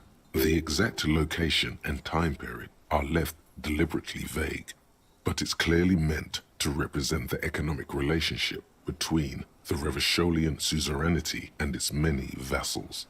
The plastic wrap rips off as easily as a bodice in a tawdry historical romance. There's a hiss as the lid slides off. Inside, you find a thick, full-color rulebook and more than a dozen pouches of various wooden components. Welcome to Suzerainty, a game of economic strategy for the whole family. The rulebook is sumptuously illustrated and thick as a Gradian novel. The instructions are Let's play opaque board at first games and introduce many concepts you're not familiar with. Fortunately, there are many diagrams and examples throughout. You soon figure out the basic conceit. Each player represents an administrator for the suzerain of Revachol. Your objective is to increase the suzerain's wealth and renown by accumulating victory points. That's where the suzerain's vassals come in. The game features 4 vassal nations, each one home to an economically important resource. Each turn, the player collects resources from vassals where they've placed workers. They may then rearrange their workers, fulfill contracts for coin and bonuses, or build structures back in Revachol. The actual scoring system appears infinitely complex, with a series of tables and appendices required to compute each player's final victory point total. You skip that part for now. Let's go. The lieutenant looks over the rulebook before he sees something that makes his eyes go wide. Holy shit. The average playing time for this game is 1 to 6 hours. I'm not sure we can afford to set aside that kind of time for a game. I kind of want to try this. I'm going to fail this roll. What? Does the lieutenant hate fun? Is he the fun police? The lieutenant gives you a sour look. He may or may not hate fun, but either way, he does not appreciate your attitude. Let's go. What is Yeah! if not an elaborate game? Let's play You board need games. Logical inference, attention to detail, the ability to analyze your opponent's motives. I do feel like my thinking has become somewhat rigid. Maybe a little diversion to keep the mind limber is just what's in order. See? He's doing the hard work himself. All he needed was a little nudge. All right, you've convinced me. How do we play? I don't know. Explain it. You explain the basic setup procedures to the lieutenant, who seems to be a quick study. You each take your bag of tokens and counters and unfold the board between you. In the center is the crown of Revachol. Boy. Radiating outward are her colorful vessels, each one supplying some raw material desired by the suzerain. Apricots from Safre, archaeological treasures from Ilmarat, sugars from the Seminine Islands, and magenta cocaine from Supra Muindi and Sarah Maritza. There's also a neat little log to keep track of your progress in case you need to put the game away and return to it later. The lieutenant goes first. He draws a contract card and moves several of his workers to the Safre territory of the board, and the others to the Seminine Islands. All right, detective, your turn. You have a few options available to you. Will you try to fulfill contracts right away, or rearrange your workers to maximize production on future turns? You draw a contract card offering a number of coins in exchange for archaeological treasures. You place all your workers on the Ilmarat territory. On your next turn, you produce 6 units of archaeological treasure and fulfill the contract for a handful of coins. Not bad, detective. But not good enough, the lieutenant seems to be saying. As he completes his own contract card, the lieutenant is rewarded with 4 coins and a round wooden token that he places in the center of the board. That's a market. It's worth 2 victory points. Lower silently. The lieutenant returns your baleful look with a satisfied grin. This is a mess. Glancing over the board, you see several possible strategies. Pressing more workers into service would increase your economic output and help you to survive a possible conflict with the lieutenant. Or you could ignore your labor supply and focus on fulfilling contracts for points and resources. Those aren't your only options. You could also show your workers how much you appreciate them by investing some of that wealth in them. After all, they're the ones producing wealth for the suzerain. Well, sure, you can do that. It's just not a terribly effective strategy, but then it's up to you. To the lieutenant's puzzlement, you spend several turns building various improvements to your territorial infrastructure. Soon, your workers have access to clean water, paved roads, and basic hobbies. In return, they produce 1 extra resource per turn. Gaze upon your workers like a benevolent parent. Too bad investing in your workers just isn't worth many points. Take a look at the scoring tables in the back. You see in Table 8C that investing in territorial infrastructure multiplies your final victory point total by 1, which is to say not at all. Whereas erecting monuments in Revachol gives you a multiplier of 5. Yes, precisely. Now it's the lieutenant's turn to respond. He moves aggressively onto the Safre territory. Soon, his workers are producing a steady supply of extremely valuable apricots. For several turns, you struggle to respond to the lieutenant's burgeoning apricot empire. Eventually, you relocate the majority of your workers to Supremawindi and Sarah Maritza, where they begin producing a bumper crop of cocaine tokens. You draw a new contract card. According to the text, there's an aristocrat willing to trade a large supply of cocaine for a number of coins and access to a rare bonus. Amplified music worth 7 victory points. Oh yeah, baby. Cocaine and rock music go together like cocaine and rock music. You know, this isn't unlike the situation the historical Revacholian suzerainty faced in Safre in the middle of the last century. Well, the suzerain was looking for new markets for all the cocaine it was producing, and it settled on Safre. By introducing cocaine into Safre under exclusive contract, the suzerain created an extremely valuable captive market for an extremely addictive product. That's brilliant! If you could somehow get the lieutenant's workers addicted to your cocaine, you could not only make them less productive, you would also force the lieutenant No, to no, pay damn it, don't you actually for your follow this cocaine game's tokens example. each turn. Yes, you can. It's right there in the rules. Alright, you know what? Sure, why not? Let's go booze up Kim's workers. You've reached a critical strategic juncture. How do you respond to the lieutenant's aggression?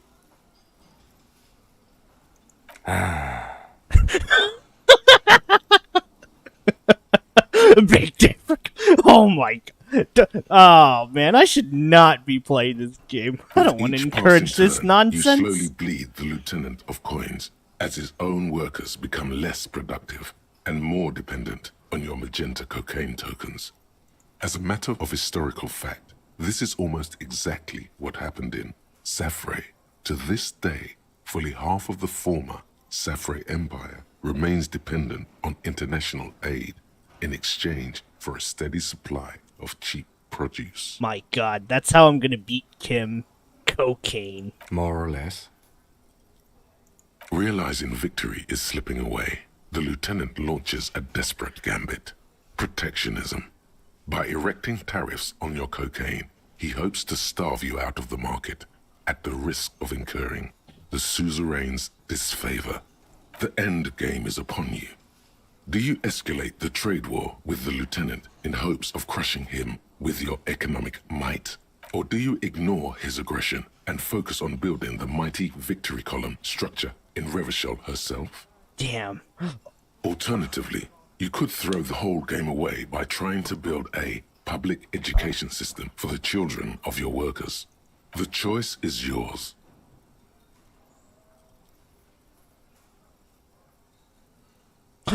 Do I want to launch a trade war? Oh, these choices. I think I know how to beat Kim, though. The lieutenant nods gravely as you erect tariffs against his apricots and sugar. This is going to get ugly. This is a mess. With every turn, tariffs are raised until neither you nor the lieutenant are producing any income or generating resources for the suzerain. Even in the best of cases, it's impossible to really win a trade war. But this is far from the best case, and the lieutenant's apricot-powered economic engine crushes yours. Soon, your coffers are empty, and the map lies strewn with your worker tokens. I hope you learned your lesson. Never fuck with Kim Kitsune. That's so Now, hilarious. let's tally up the scores, shall we? That is hilarious. Computing the final scores is almost a game unto itself. You each spend an inordinate amount of time making stacks of coins, consulting tables, and struggling with basic addition and multiplication. After double, then triple checking your maths, you have your final score. -5 victory points. You'll be lucky if the suzerain doesn't have your whole family executed for such a pitiful performance. I've got 15 points. Don't look too glum, detective. There's always next time. Figuratively, I mean. There's no way we have time to play this game again. Now, let's clean up and get back to work. You hold the open game box before you. I have to beat Kim. I can't accept this.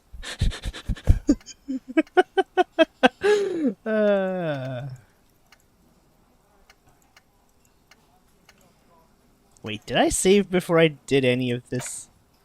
I probably didn't, so shit. I gotta buy the board game again. Oh no! Wait, did I? Oh no! I have to buy the board game again. Well, it's time to do this again. I will beat Kim at this. I don't even know why I want to do this. Damn, I had something going with the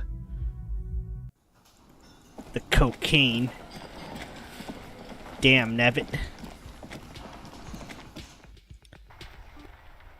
I gotta try this again. That was actually kind of fun, if not a little silly.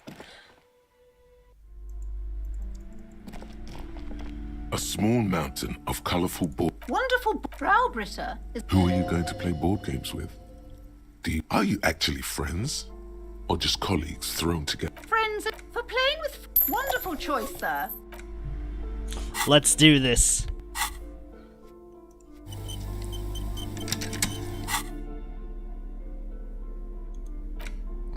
In your hands, the cover, the exact location and time period are left deliberately vague.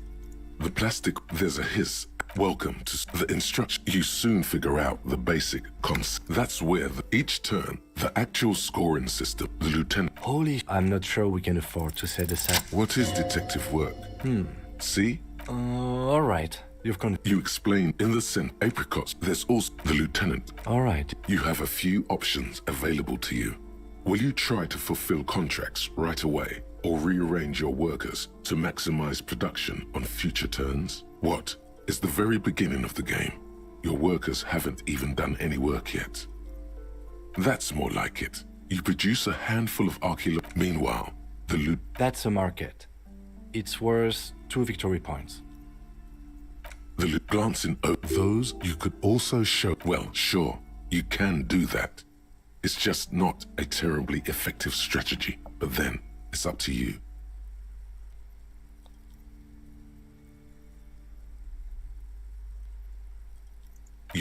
After several turns, your worker tokens greatly outnumber the lieutenants. Too bad investing in your... Take a look at this. You see in table 8C that in... Yes. Now, for several, you draw an... Oh yeah, this isn't unlike the situation. Well, the suit by introducing coke. If you could somehow... Yes, you've reached a critical... With each pass as a matter of historical... More or less. Realizing the end, or do you alternatively? The choice is yours. Okay, let's not launch a trade war. Let's go for this. Building the ultimate structure requires diligent economic planning, which, rather than build a glorious monument to Revachel's economic superiority... A risky gambit, detective. Sorry it didn't pay off. That might have helped. Now, let's... Computing after double, 15 victory points. The Susan... I've got 26 points. Don't be glad. Now, let's... You hold the open... There's gotta be a way to beat Kim. There has to be a way to beat Kim.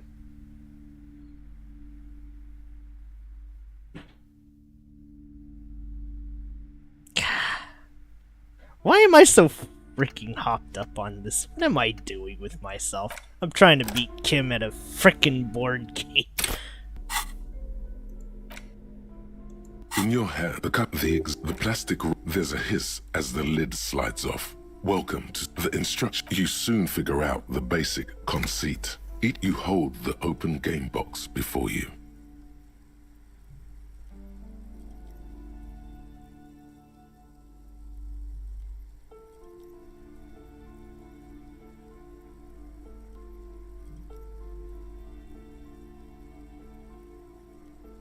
The lieutenant... Holy I'm not sure we can afford to set it... What? The lieutenant gives you a sour... Have you tried... In your dreams, maybe... Ignore the mock umbrage. Now he wants to prove it to you. What is detective work? I do feel like my thinking has become somewhat rigid. Maybe a little diversion to keep the mind limber is just what's in order.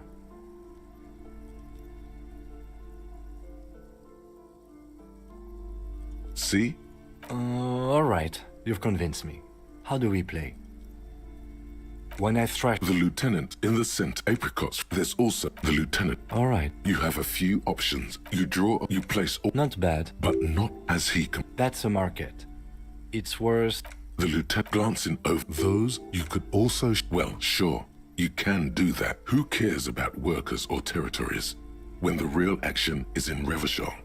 You spend your turns fulfilling contracts for sweet coins and one-time bonuses. After several turns, you have a neat pile of cardboard coins and several units of archaeological treasure, which you trade in to build a museum. You place a cylindrical piece of wood on the Revachol section in the middle of the board. It's meant to stand in for a beautifully adorned edifice filled with ancient wonders. This is more or less what happened in real life as well. To this day, if Ilmarans want to see their nation's priceless treasures, they have to visit Revachol, or Gottwald, or Sur-le-Clay. Well played, Detective. That museum is worth 3 victory points. Now it's the lieutenant's turn to respond. He moves aggressively onto this. For several turns, you struggle to respond to the lieutenant's burgeoning. You draw a new contract. Oh yeah, baby. You know, this is, well, by introducing cocaine. If you could yes, you've reached a critical strategic juncture. How do you respond to the lieutenant's aggression?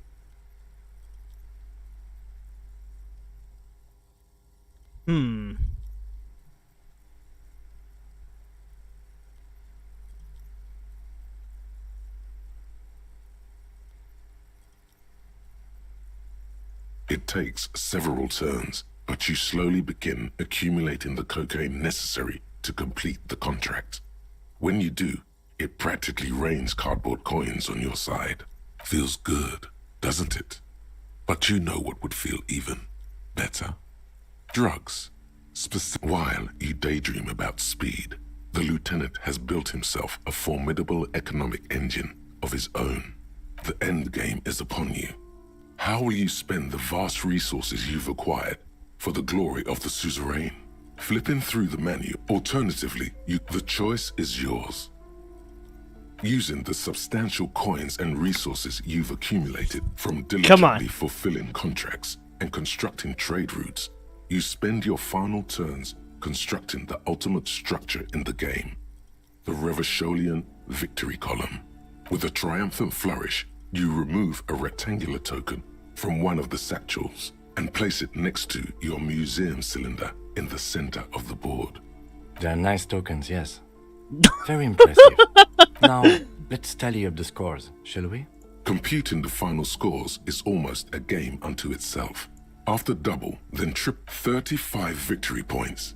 The suzerain will be extremely pleased. I've got 26 points. Yes! I did it! I beat Kim! Yeah! What am I Looks like doing? you won convincingly. Well played, Detective. Now let's clean up and get back to work. You hold the open game box before you. That was so pointless! That was so pointless! Okay, let's turn in for the day. This is silly.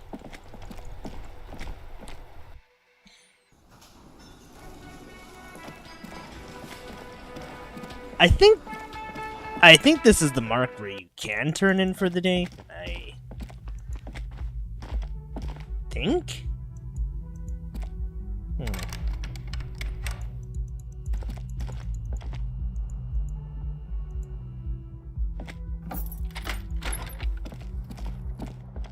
The bed is still cold from the broken window, and not too inviting. Alright, Kim's gone. Let's go downstairs. I have an idea. Although I'm probably going to restart this playthrough for one reason and one reason only.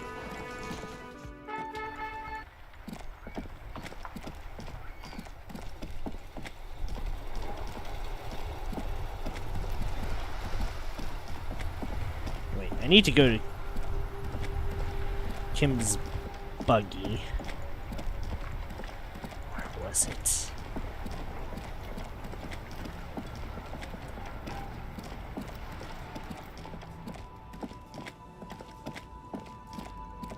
Nuts.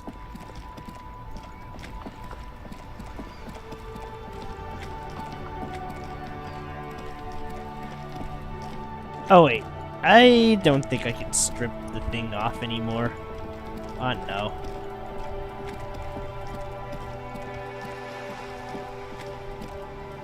Curses.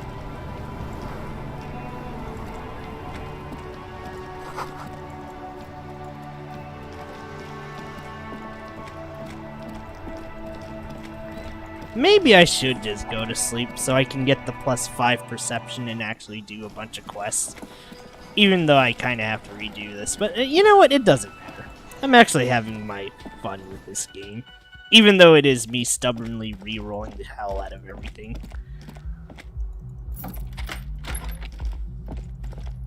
Then our time's The almost bed is up. still cold.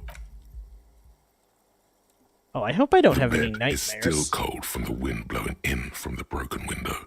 The mattress creaks as you close your eyes and try your hardest to fall asleep. Here we are again, my broken bud. The waves are coming, carrying you away. But you can't go. No, you have to stay. Always half aware of yourself. You're not cooperating, brother man. It's your disgusting body. Even through your sleep, you feel a vague discomfort suffusing it. Your belly and your sides are unpleasantly tender. You wish you could curl up into a fetal ball of safety. But you cannot, because of the pain. That pain in your right side is your enlarged liver, by the way. As for your kidneys, you've really been compounding the damage lately. Every cell in your body is moaning in agony, asking, what did we ever do to you? Yes, your body is a system, and it's failing you because you're failing it. There's no dignity here. Only reflections of your body mass. Flashes of the day. You keep coming back to yourself in the mirror. But why? To admire all your accomplishments? You're just stuck here, in the half-world. Could try looking at other people. Really looking. But why would you want to start doing that? Sure you do. They're all so friendly, aren't they? I mean, Kim's a great guy, so I don't know. Some of them are nice. Others are scared. At least they're interesting. Each one has a process just like yours. People are beautiful, statuesque, parodies and tragedies of themselves. A great democracy of creatures. What do you think you're doing right now? Coming to some greater awareness? Look at all these lights blinking in and out of existence. Thoughts! You're just pretending that you're asleep, even to yourself, while the world goes on without you. Let it. Let it. But it never seems to let you go, does it? Time to rise and wipe that shining sweat off as best you can. Gather your bearings. Rock and roll. Okay. And we're up. What a mess.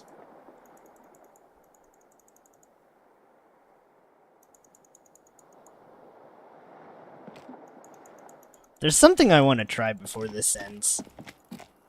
But I guess first things first. Let's go see Kim.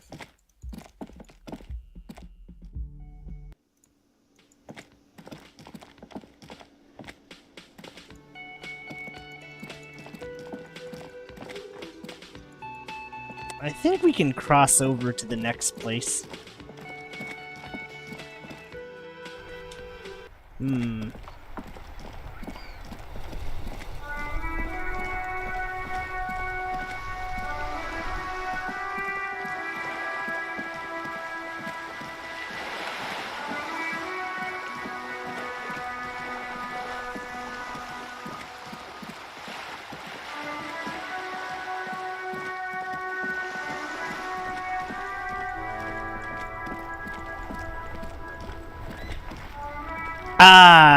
So it wasn't just me.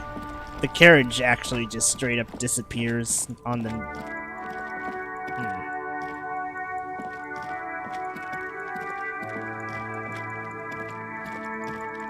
I want to go to the village.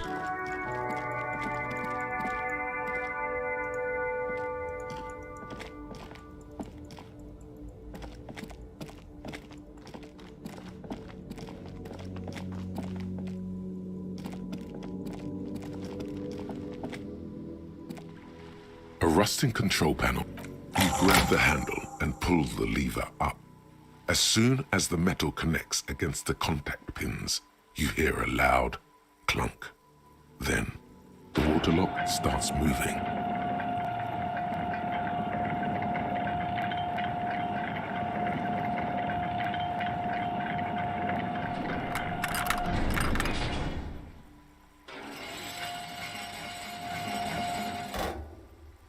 Okay, if we ever need to get to the coast, then this is the way. But please, contain your wanderlust for now. I don't want us to get sidetracked, not with everything that's going on. Focus on one thing, achieve it, then the next, he thinks. That's the task chain. Ah, yeah, I can cross over. Nice.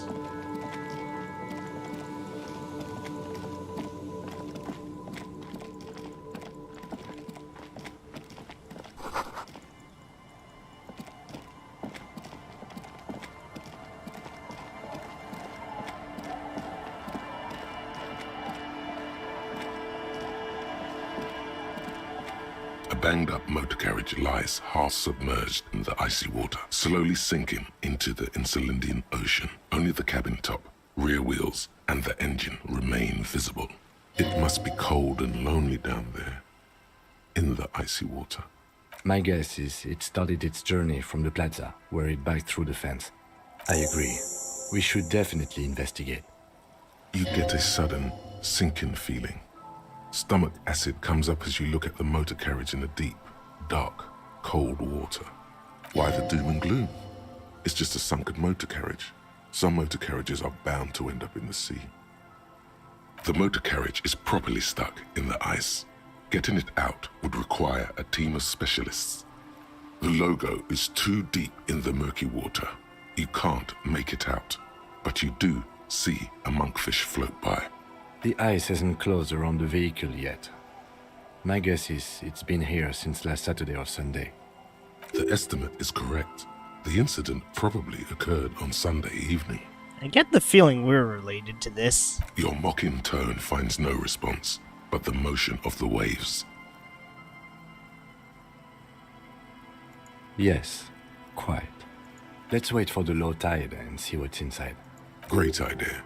Then we can get the things inside. The joyrider must have left something good inside. Guns, papers, maybe a cool jacket. A joyrider jacket. A joyrider jacket.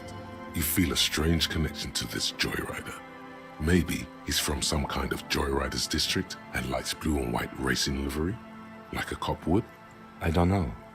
An hour or two, tops?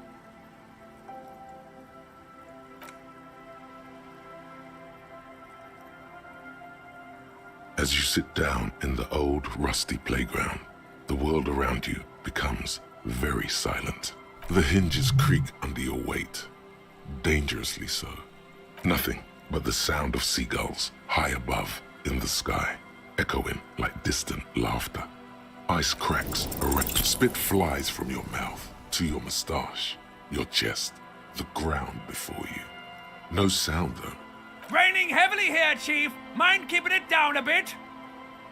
The lieutenant must think it's rather funny. My necktie can talk! This playthrough saved! Holy shit! Yeah!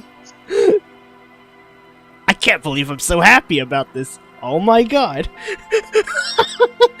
I am too happy about a flipping necktie. That's right. Just keep at it. It will come to you. He's gloating at you. Oh, it's so easy for Mr. Teacher. With his lips puckered, the lieutenant lets out a beautiful, melodic trill. that puts even the insolent thrush to shame. I'm actually curious, though. It's like, I thought whistling was something a lot of people could do. Turns out it's not, and it's like, wait, what? You hear the sound echo on the large body of water. Clouds race across the spring sky, and suddenly you just feel better about everything. Holy crap, I think I'm like Harry. I actually just flat up forgot what I did in the first episode of this. Okay. That's way better than what you did. The clouds pass in the sky, and the shadow of the swing moves like the hour hand on a timepiece. 30 minutes have passed. Looks like this might take a while. Time to present a good topic for discussion. I'm pretty sure I told you already, didn't I? My dad and mom are both half Seolite. Clouds on the horizon grow darker, and the shadow of the swing set keeps climbing. You hear the distant rumble of the city. 30 minutes pass. Luckily, I am already a member of an independent organization, and therefore do not have to choose between a rock and a hard place. Your voice echoes on the water, strange and out of place in the environment. 30 more minutes pass.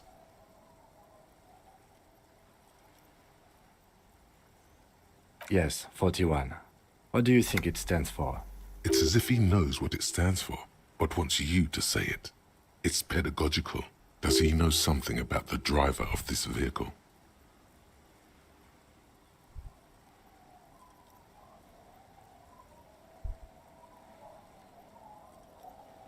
A precinct, yes. A police precinct. Precinct 41, your precinct. A massive pit opens up in your stomach, and the most terrible feeling comes over you. No. Just nope. Say no to this, Harry. I'm afraid so, yes. It looks like you drove your police motor carriage into the sea after you jumped across a canal.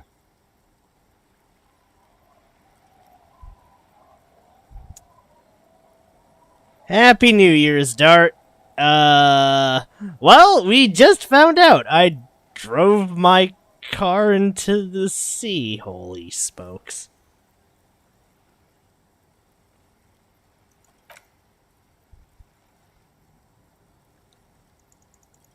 Yes. Let's go take a look.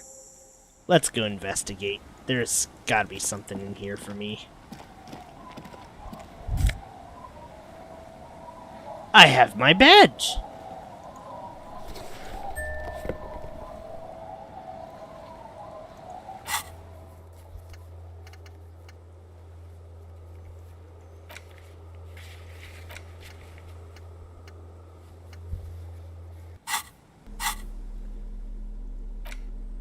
A police badge on which you see the photo of a man.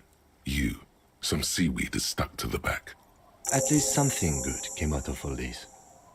New skill point. Encased between two durable plastic sheets is a bluish card with lines of information and a watermark in the shape of the street grid of Revachol West. You see a photo, a name, a rank, a document number, the date of issue, and, in the lower right corner, your precinct. Harrier. That's long for Harry. So you are Harry.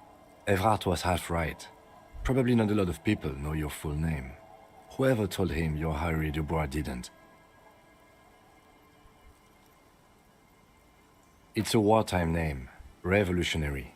The kind mothers give their sons during troubled times. Like Undying or Boxer or Ironhide. A name like armor. Pleased to make your acquaintance, Harrier Dubois. He's not going to call you Harrier. He'll keep calling you officer when he's angry with you, and detective when he's not. The badge in your hands shines as you rotate it, catching light. You see lines of information. The man keeps winking at you with his green-gray eyes. The photo is old, no doubt about that, but the badge is new. You used an old photo for a new badge. Good choice. A newer photo would look different. 8, maybe 10 years. The guy in the picture is rather good looking. He's got a nice haircut and is distinctly lacking in massive sideburns. What do you think? His face is already contorted by the expression, although it looks less grotesque on him than it does on you now. The badge in your hand shines as you rotate it, catching light. Lieutenant W. Freighter. The lieutenant is a rank above sergeant and below captain. It's the highest rank in the RCM that still does field work. I am a lieutenant. The title of Freighter is added to your rank when you decline a promotion to a higher rank. In your case, captain. You have declined twice, thus you're W. Freighter. There are many reasons one would do this. The rank above you in your precinct's decomptage might be taken, or sometimes promoted officers do not want to replace their superiors out of respect. And sometimes they just prefer the type of police work available to their current rank, in your case, lieutenant. Heavy-duty case-solving machine. Decomptage is the hierarchical system employed by the Revachol Citizens Militia. It means counting down to 2s. The countdown is modeled after the dual leadership system employed by the left during the revolution, which, in turn, was developed by last-century experimental psychologists. Happy in the New Year's, University everyone! of Königstein. The lowest rank is junior officer, usually teenagers. Then there are the patrol officers, then sergeants, lieutenants, and then a captain. That's basically it, except for a few kings. Kings like satellite officers and the additionally freighter rank I already explained. The long and short of it is, you're his superior.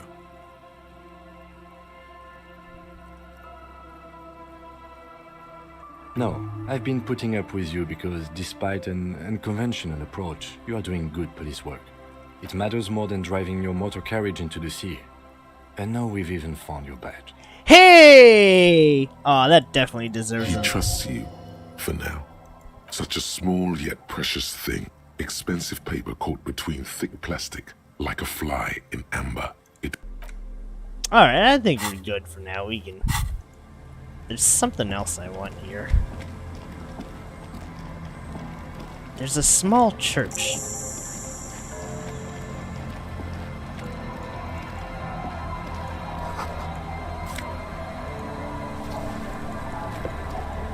There's a church around this place.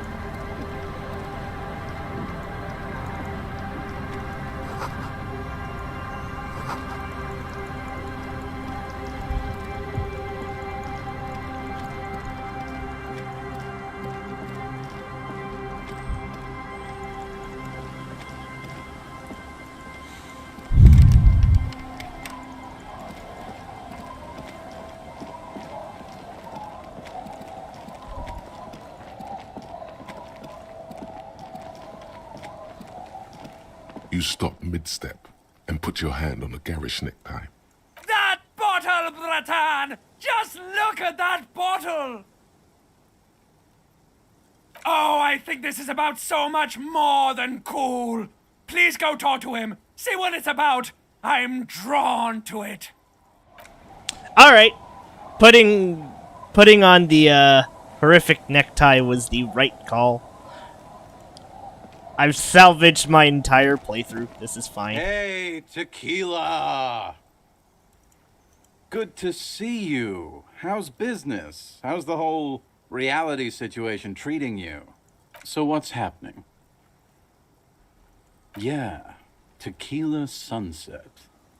How are the, high-concept, reality-based adventures proceeding? He says it like it's obviously your name.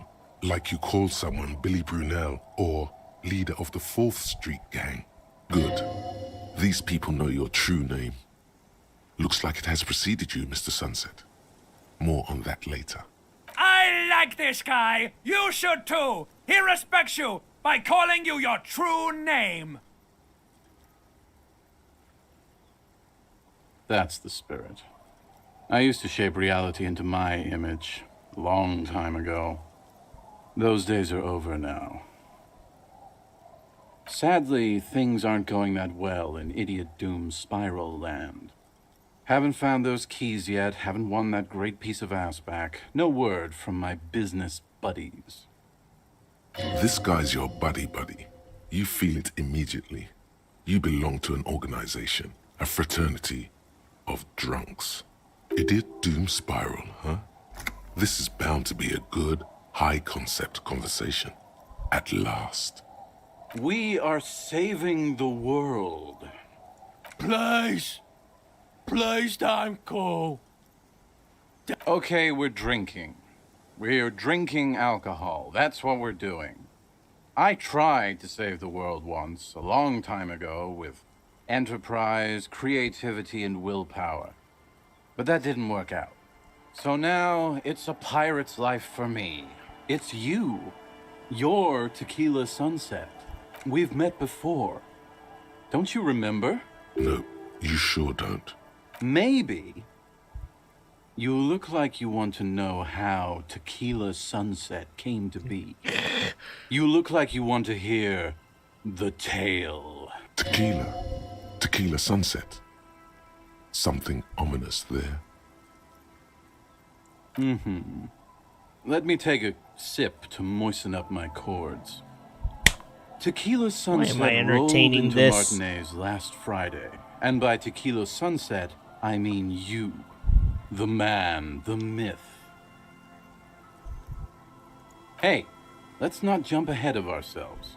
This is your story. Stop interrupting.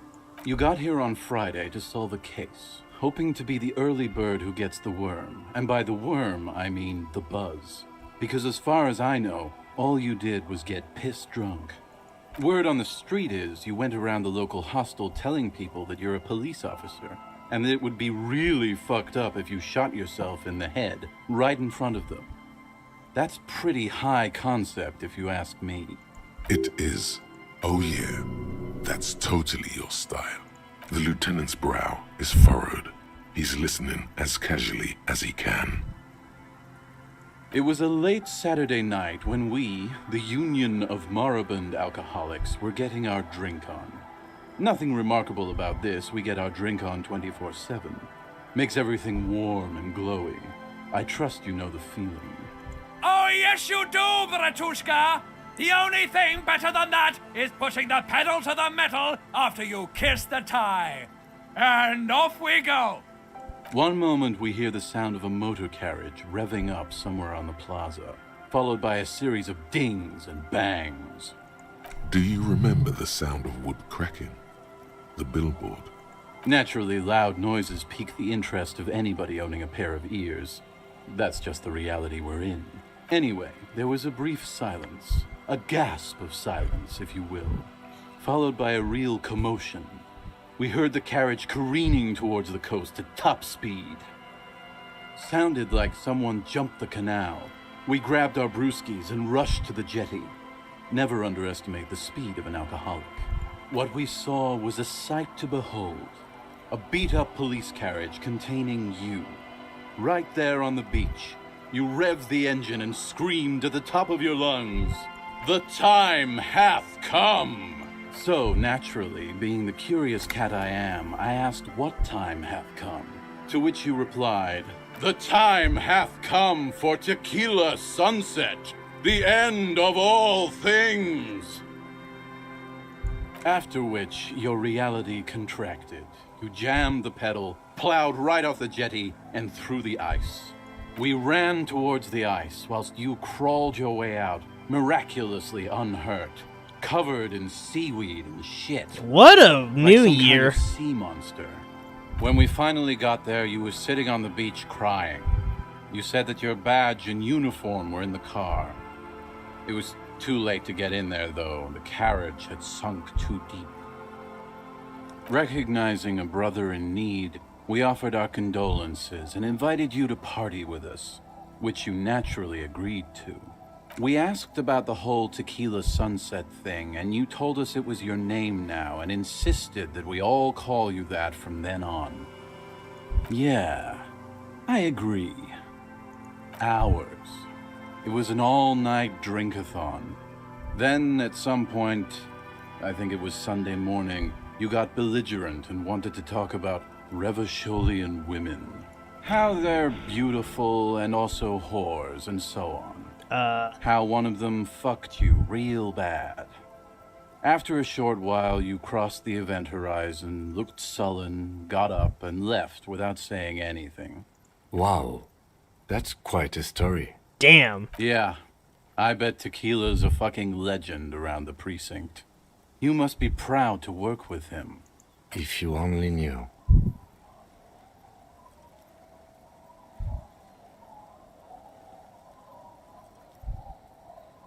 It's a hard thing for a man to confront his past.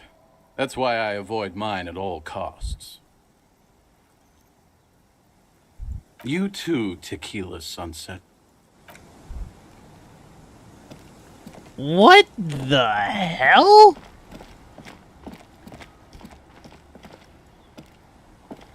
A drop in temperature, an easy flow of air, an empty street. Before you, a thoroughfare unjammed with lorries. No more drivers smoking on hitch steps. Just silence. Chemically sweetened. Across the road, a forgotten bus stop. Corrosion has opened a hole in its roof. An elm tree watches over the building. Its branches are dripping with rain and snow. The road is smooth and motley. Craters filled with a black asphalt. The asphalt, first laid, is grey already. A row of tenements are under construction in the distance. A tub warm with water, white with soap. A man bathes while radio waves transmit the lottery numbers. 4, 18, 21, 4, 1. A modern washing machine rattles a drawer full of silverware. His boyfriend is on his way home. He brings tins of meat and vegetables with him. Their pockets are heavier with money, but only slightly. Number 312D. Young girls used to come here, Tequila Sunset. hoping for more I mean, warmth it than their is a fingerprints pretty gave them. cool The sounding bus took them name to school. for fiction. It has not run for 8 years. There were not enough girls to sustain its cost. Craters pocked the surface. Children played in them until heavy trucks full of black pitch rolled in. The landowners have filled the craters with money. It is a vital artery of the flow of trade. There's one bump on the road. A dead dog lies flat about 200 paces away, right at the turn. Tragedy comes from the wheels of a fast RCM vehicle, hurrying to work. The cold washes over you. The sound of the sea has grown distant. The wind moves the aerosol. A detective stands behind the boom barrier. A breeze moves a curl of his hair.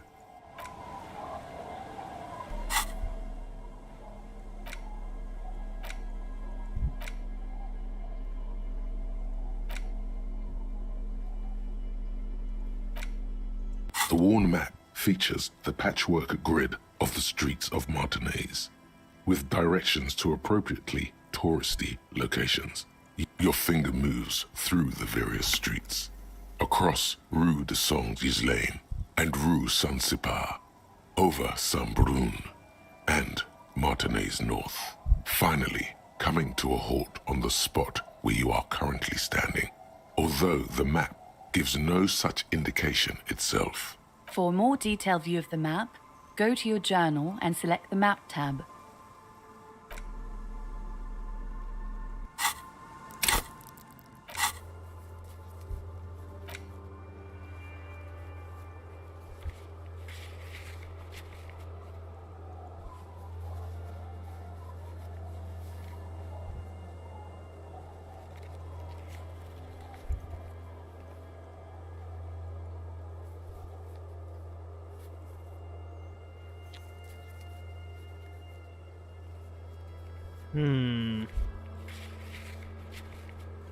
Damn, I thought there was fast travel.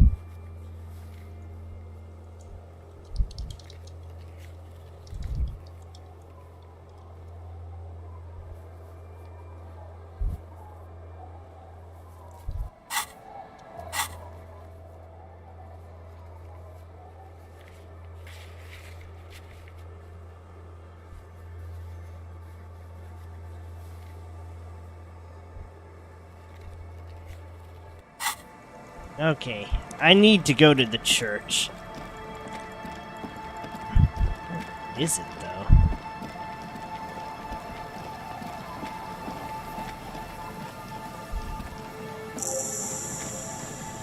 Oh, there it is. Winter, slow to let go of Revachol, flecks some more wet snow from above. The snow falls lazily, making the beach sand paler still, mixing with the rust-colored sewage runoff. And to think, it seemed as though it were already spring. The melting snow seeps through your thin clothes. Grandmothers don't let their grandchildren out dressed so lightly in this weather. At least your hair is protected from getting wet and sticking together. You look around. More winding coastlines lined with abandoned buildings, crumbling piers, salt water lapping Should I their just dark finish piles. this? I probably Grey should. and red forgotten city blocks, what remains of the pre-revolutionary effort to gentrify the coast. The waters turn black, coal city in the shadow of San Martin, a boom town. Back when coal extracted from countless shafts near the city was needed to power Revachol. No more. The coal was supplanted by petroleum from the ocean floor and hydropower from the Esperance. Everything crumbled. These days, only the weakest remain in Coal City. Their hopes of getting rich linger in the defunct shafts under their feet. Below the old mines, l'Océan Municipal, Revachol's underground cemetery, Le Petit Rat braved the underground passageways, trying to get to Le Royaume, where the Philippian kings were interred with their doctors and their admirals. Mausoleums, burial chambers, leaf gold still remains on the double door of the morning. Children under 14, they go underground looking for artifacts to sell to foreign museums, and for fabled relics. Their parents let them. They go deeper. After rubies, melchiorite, lapis lazuli, plundered from Safle and Seol during the time of the suzerain. In the burial chambers of the kings, Grand Old Philip, Guillaume II, and even in the mausoleum of Philip the Opulent. 2 kilometers underground, in a winding shaft along whose walls mirrors have been placed, so that daylight may eternally fall upon the richest of all the kings. The mausoleum contains untold quantities of gold, and that special, purest of the pure magenta cocaine, favored by Revacholian royalty. That is definitely some fancy cocaine. Did someone say I'd be untold quantities of cocaine? Drop. How can it be pure if it's magenta? Snow falls, and there few petits rats return from the shafts. Even fewer find what they're looking for. A small child steps out of the black tunnel with silver trinkets in her pockets. All around her, white snow on the extinguished coke furnaces and on the weather-worn shacks where fathers beat their sons after drinking. The snow melts on your fingers. How does Shivers know any of this?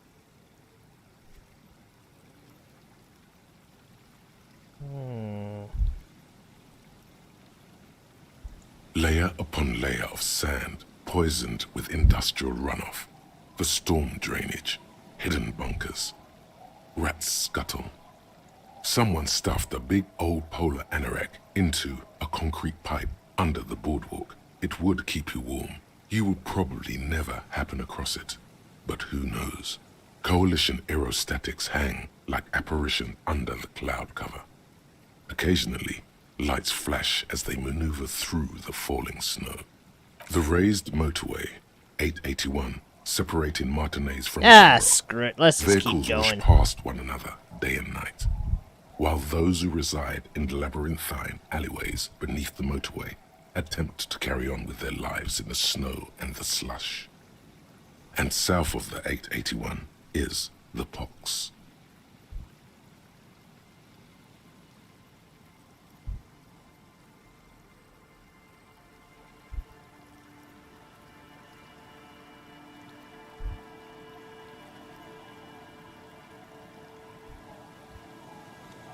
Was once a park, a place for reflection and recuperation for the patients of the old military hospital.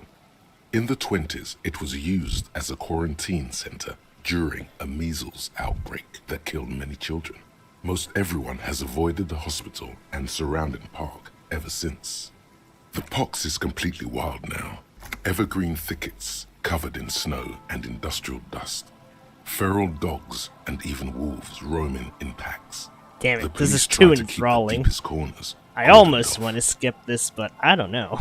Heavy drug users do slip through and hole up in the old military hospital, hoping to find something to get high on among the hastily abandoned supplies, or just to overdose in peace. A line of motor garages with armored carapaces hunched in the cold. A mechanic is hard at work, patching up bullet holes in the side of a Capri 40. These are the garages of Precinct 41. Snow settles on the roof of the repurposed silk mill. It serves as your station. Shivering RCM personnel hurry in and out of the main entrance. Around you, the snow continues to fall. To the west, the ocean swells.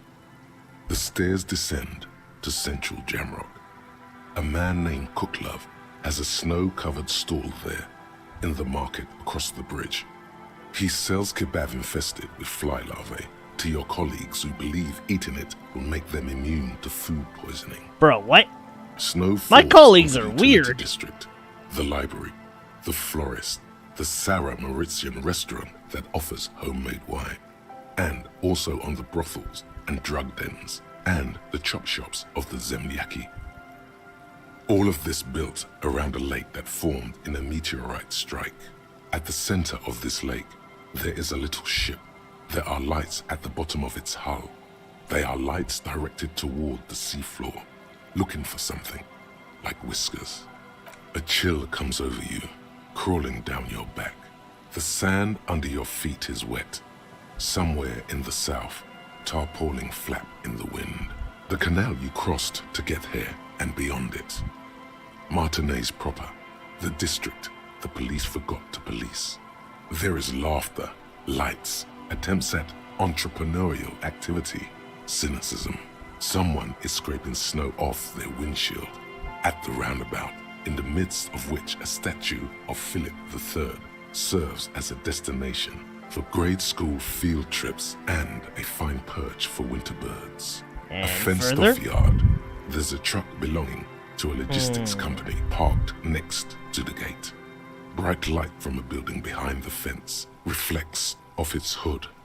Clean white light Okay, coming from here's the windows final of a one. clean cube-shaped office My building goodness. hidden amidst ruins. A secret. Oh, right. I need to put my points into something. I think I need level... I want more volition, but at the same time, I kind of want more Inland Empire. This is tough.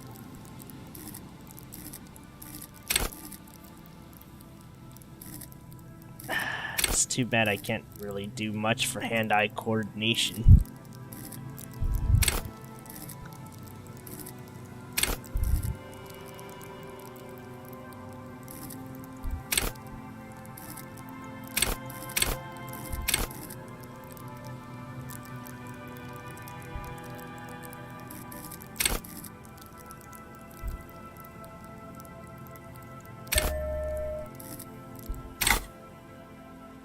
The abandoned church, one of two remaining stave churches, which were collectively called Les Sept Sœurs.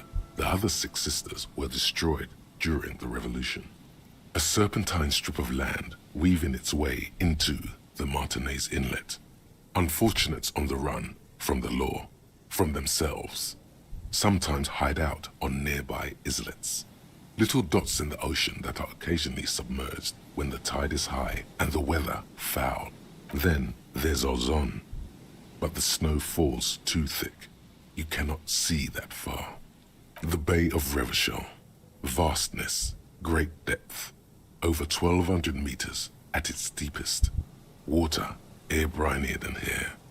It is crisscrossed by huge cargo ships bearing company logos, wild pines, Zam, Morian, and at the farthest reaches of the Bay of Revachol, Okay, the I think shadow we're of good. the Coalition warship, Archer, on perpetual patrol duty, ready to unleash artillery fire if you were to rise up against the market. You shudder. We should keep moving. Who knows when the snow will let up.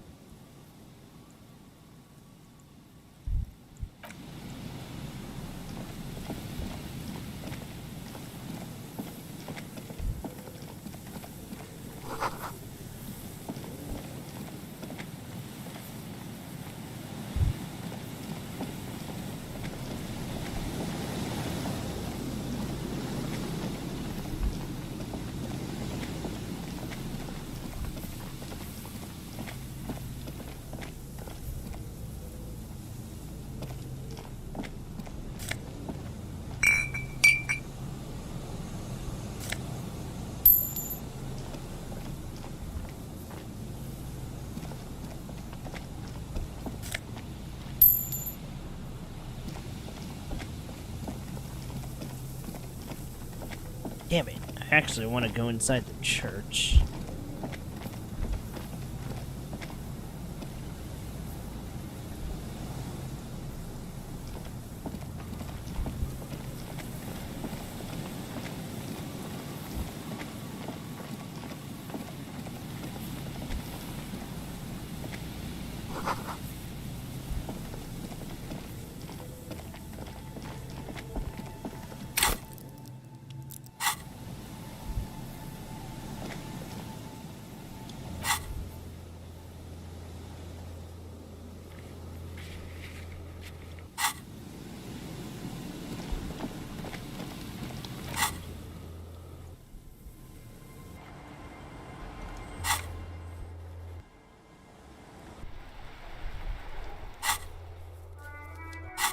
Hooray! We can quick travel!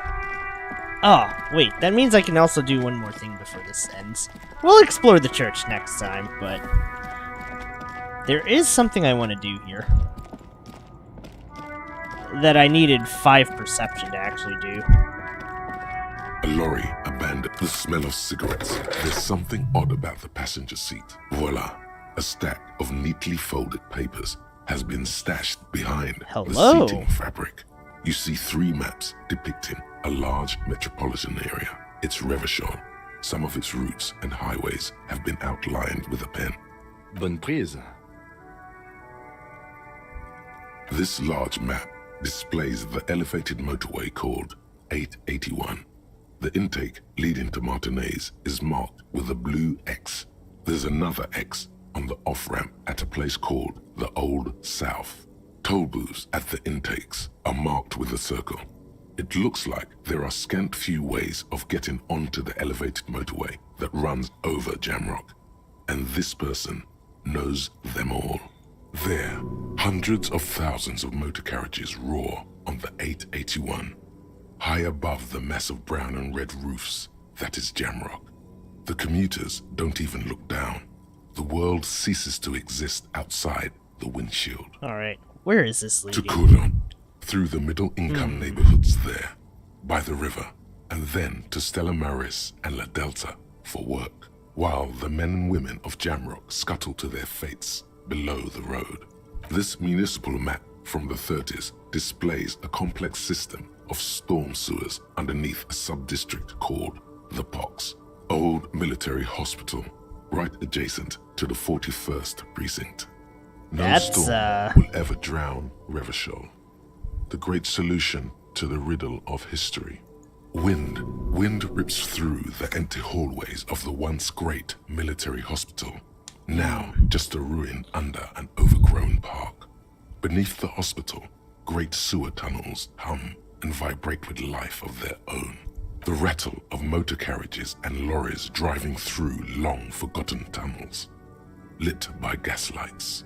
The final map displays a labyrinth of service tunnels left over from the construction of motorway 881. Now we can report a few to, routes have been marked with a pen, where the tunnels and sewers surface near the eminent domain and a traffic island in central Jamrock by the lake.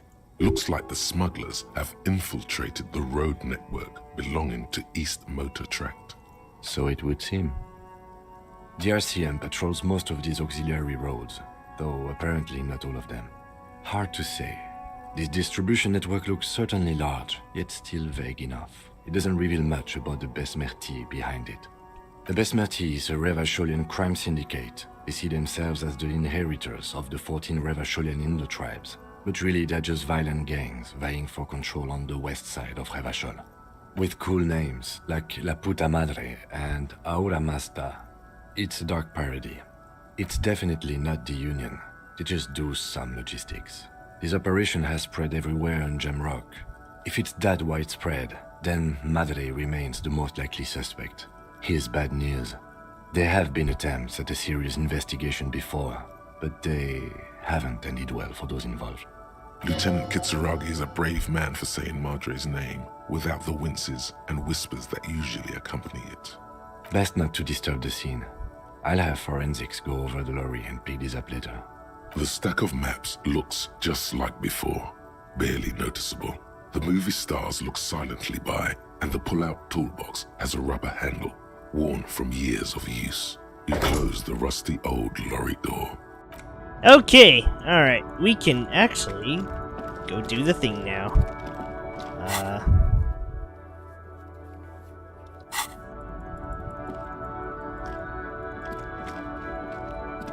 I think I'll just report to Joyce. We'll end it here. And I'll probably figure out whatever else is next.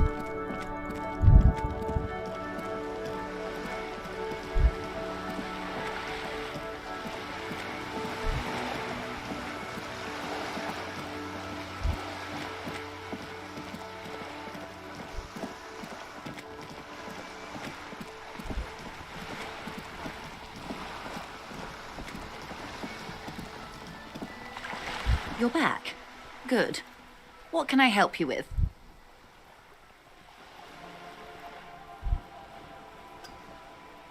Yes, my eyes on the harbour have sent word to that effect. What have you discovered? Yes. And will you start an official investigation? The lieutenant is about to interject. Cut him off. This decision should be yours. If there is an investigation, it will be part of an ongoing operation, subject to confidentiality. I am sure you understand. Of course, detectives. In any case, you've held up your end of our arrangement. I trust you with the rest. Now it's my turn. I wouldn't normally break protocol like this, but the situation demands it. If you don't solve this murder, I'm afraid we may have a bloodbath on our hands. The words bloodbath sound cold in her mouth. They taste of iron and strawberries. Yes. I'm afraid this strike may descend into a small-scale civil war, with possible consequences for all of Rivachol West. Since you are sharing, ma'am, this is also the RCM's worst-case scenario. Then we're on the same page, as grim as it may be. I have an indirect role to play, I'm sad to say. My employer experienced a momentary lapse of faith in me. In that moment, they elected to deploy a private military contractor as an insurance measure.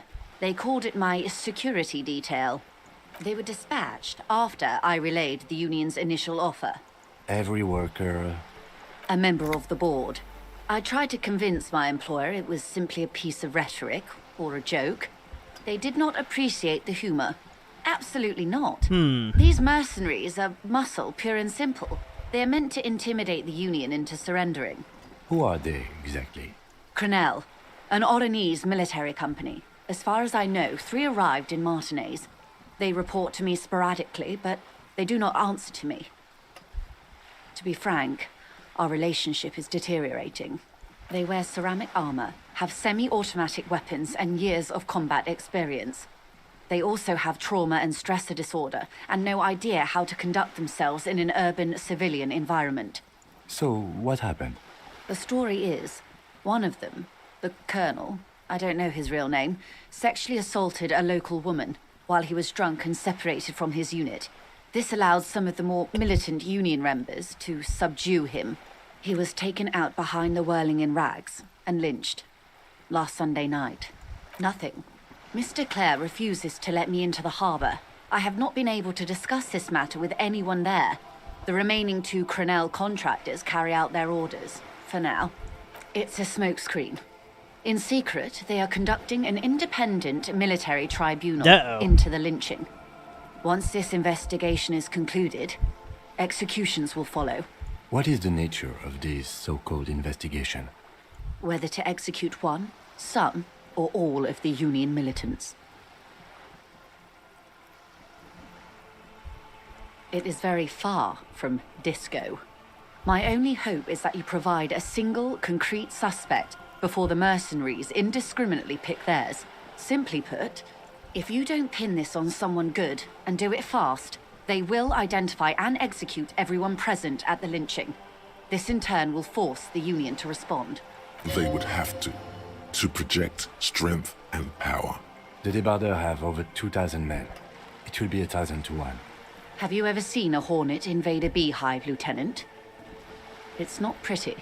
The Serai's giant hornet, the world's second largest insect, can kill 40 honeybees a minute, while a group of 30 can decimate an entire hive of 20,000 bees in less than 4 hours. These men work in tandem using semi and fully automatic firearms. Their armor is virtually impenetrable to muzzle-loaded weapons, even yours.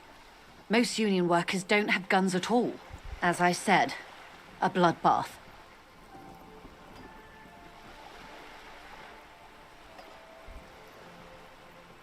Many bleak scenarios have already come true. Nameless, badgeless detective of the citizens' militia. All we can do is keep the rest from going the same way. One single concrete suspect delivered into civil court, and I may be able to defuse this situation. If you mean did I see him alive, yes. But I did not know him. Lely, his service name, a nom de guerre, most likely. Well. Divulge his full name. Only one of them did. A bad sign if there ever was one. One is a man, Corty, they call him, a nickname as well. The other a woman, Phyllis DePaul. Corty is the gunner, I believe.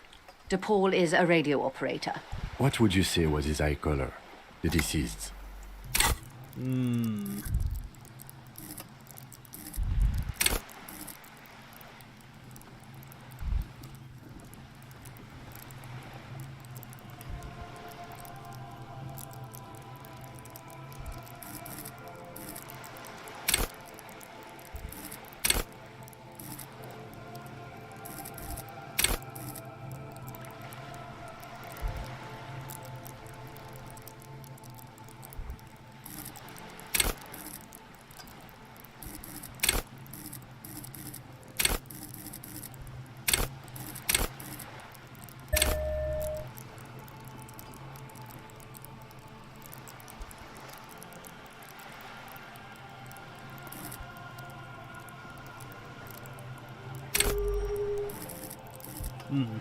I'll have to think that one over.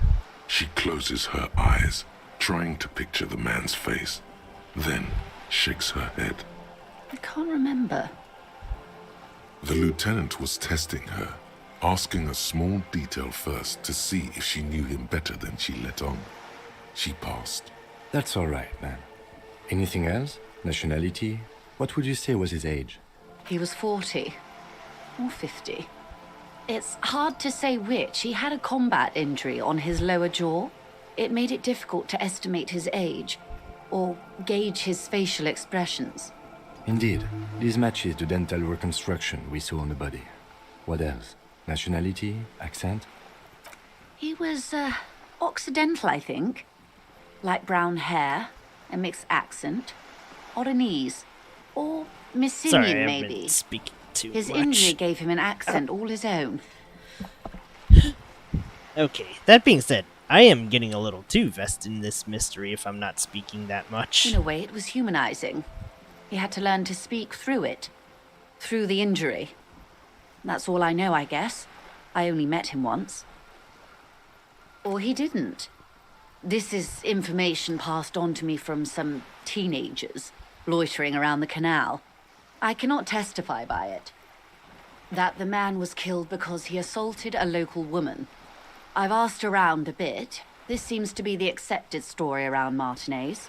This does not come as news to us, but still. To your knowledge, where did this assault take place, if you know? Last Sunday night, at the Whirling in Rags, the hostel by the gates. Supposedly, the colonel was drunk, maybe on narcotics too. Either way, he's alleged to have sexually assaulted a woman. Sometime later, a group of dock workers got their hands on him. That's a good question, officer. I don't have the slightest idea. As I said, it's a rumor about a rumor. In any case, it's what the colonel's remaining colleagues believe. Not much. Their public resume is relatively good, as far as private military contractors go. I believe they were once called Downwell.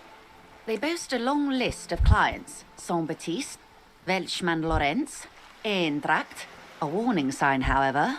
The operations concerned all take place in third or fourth world countries. Guarding facilities, escort missions and such. Meaning they're used to operating in war zones. Yes.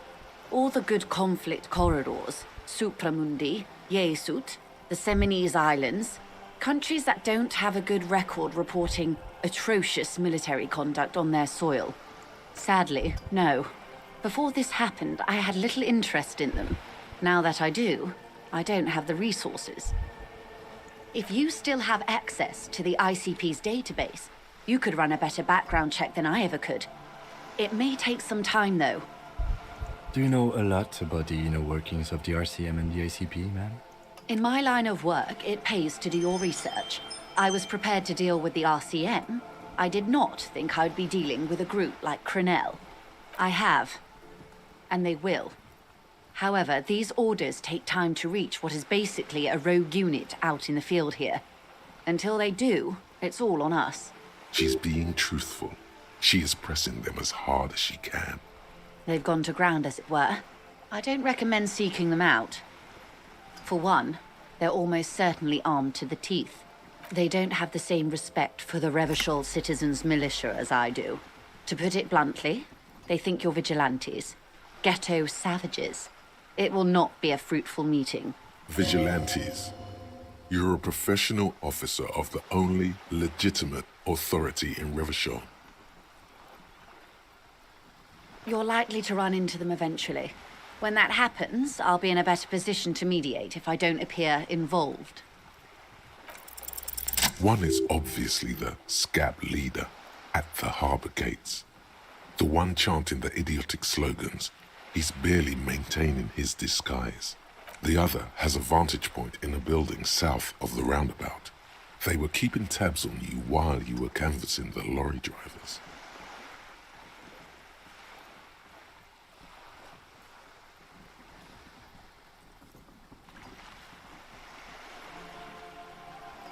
That may be so. I still hope you heed my advice.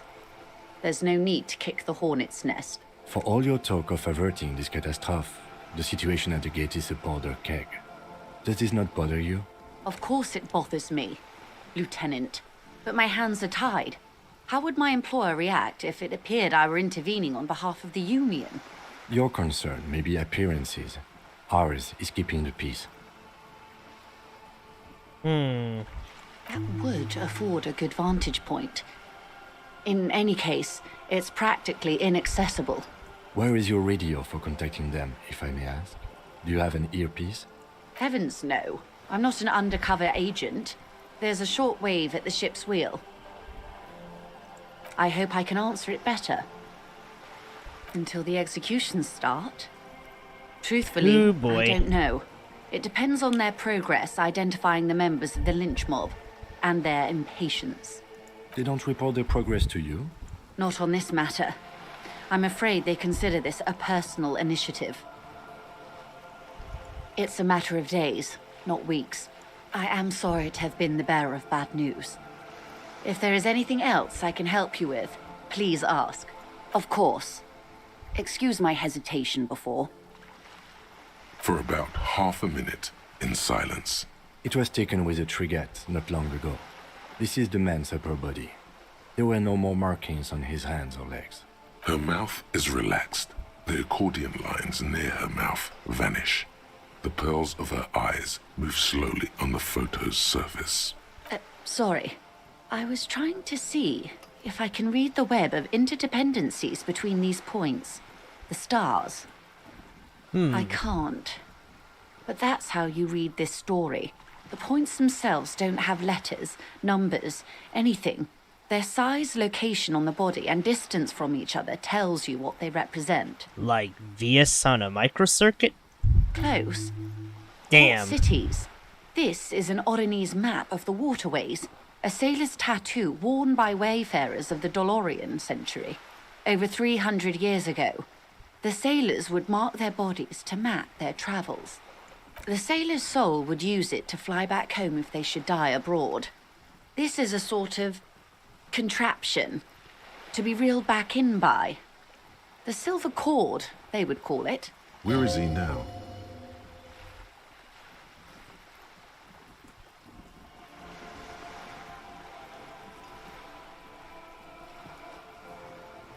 That is precisely what the sailors feared when they drew these maps. A fear of drowning within one's own corpse. Quite a few. Vredefort, the Oronese capital, traditionally stands on the right shoulder. He started somewhere near here, I think. What next? Then he made his way to the Pretto Grande, through what I think must be the Stutz Canal, an artificial channel through the Occident. From the Pretto, he sailed to the Insulindic Ocean, first the Semines Islands, then this, Revachol. Those are the two constants. Vredefort on the shoulder, and Revachol in the heart. They started the tradition of these maps right after the discovery of Insulinde, at the dawn of the Interinsulary Age. Well, I'm gonna let her finish, but damn, I went 1 hour over than what I thought I would. This is getting too interesting. God damn it. The old world passing by, and the new world already here. You said you can't read it. I can't. This man was no sailor, and these are no ports. I can understand geographic fragments, but not their meaning. Somewhere in an office lit by a single green desk lamp, Captain Ptolemaeus Price, 58, bald and bespectacled, is writing in a ledger on his desk. Rows and rows of days and weeks, laconic remarks in a single column. Patrol, case, vacation, injured.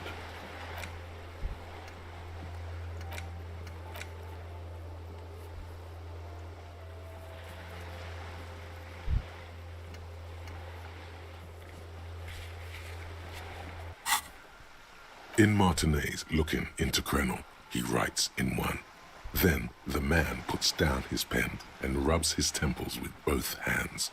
Outside, there is a siren. Distant gunshots on the streets of the Jamrock Quarter. That makes sense to me. We have no more use for a map of the waterways, just like we don't need sailors the way we used to. This is what the custom would morph into on the Occident. Mercenary tattoos. For all the boys looking for adventure, a blood spatter on the seas. His platoon members? The other contractors. Though I do not suggest you go and show them that picture. This man was their friend and comrade.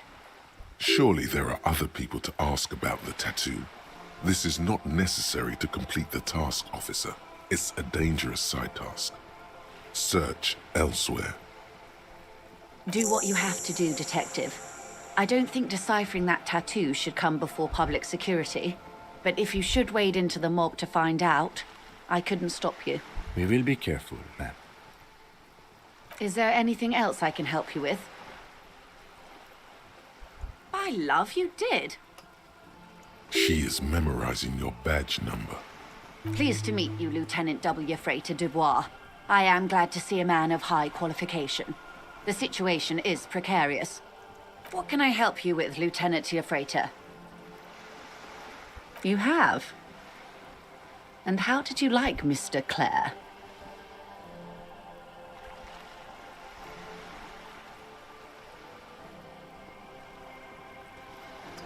Oh, come on now. He has his uses. How else would he have stayed in power all these years? Or wait, actually, corruption. That's how he's done it.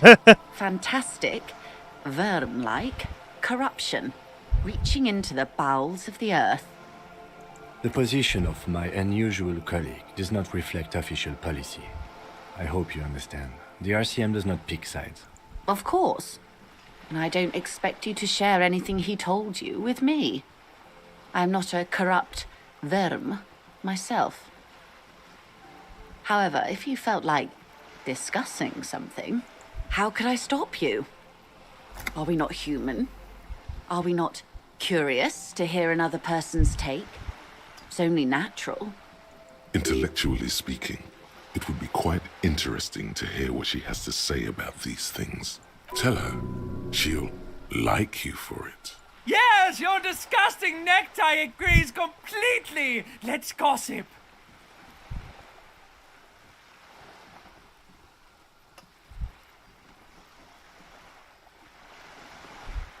Of course, Detective. Should something come up later down the road, don't be afraid to drop by for a chat. Until then, is there anything I can help you with? Okay. Alright, that was a really big one. Let's save. Okay, it is time for me to depart. I hope you all have a happy New Year's. Let's see if 2024 ends up being maybe a bit better than 2023. Or a lot better, who knows? Maybe it'll be the grandest year ever. I'm glad you guys joined for, honestly, mostly a silent stream. Feels like a let's listen to an audiobook stream more than a stream, but, you know. I do reserve these Sundays for very low energy games. If they have voice acting, it's a big bonus. But even if they don't, I don't think Sundays are my days to play Souls-likes and everything that requires a functioning reactive brain. Alright. I'll see y'all for Nayuta and the rest tomorrow.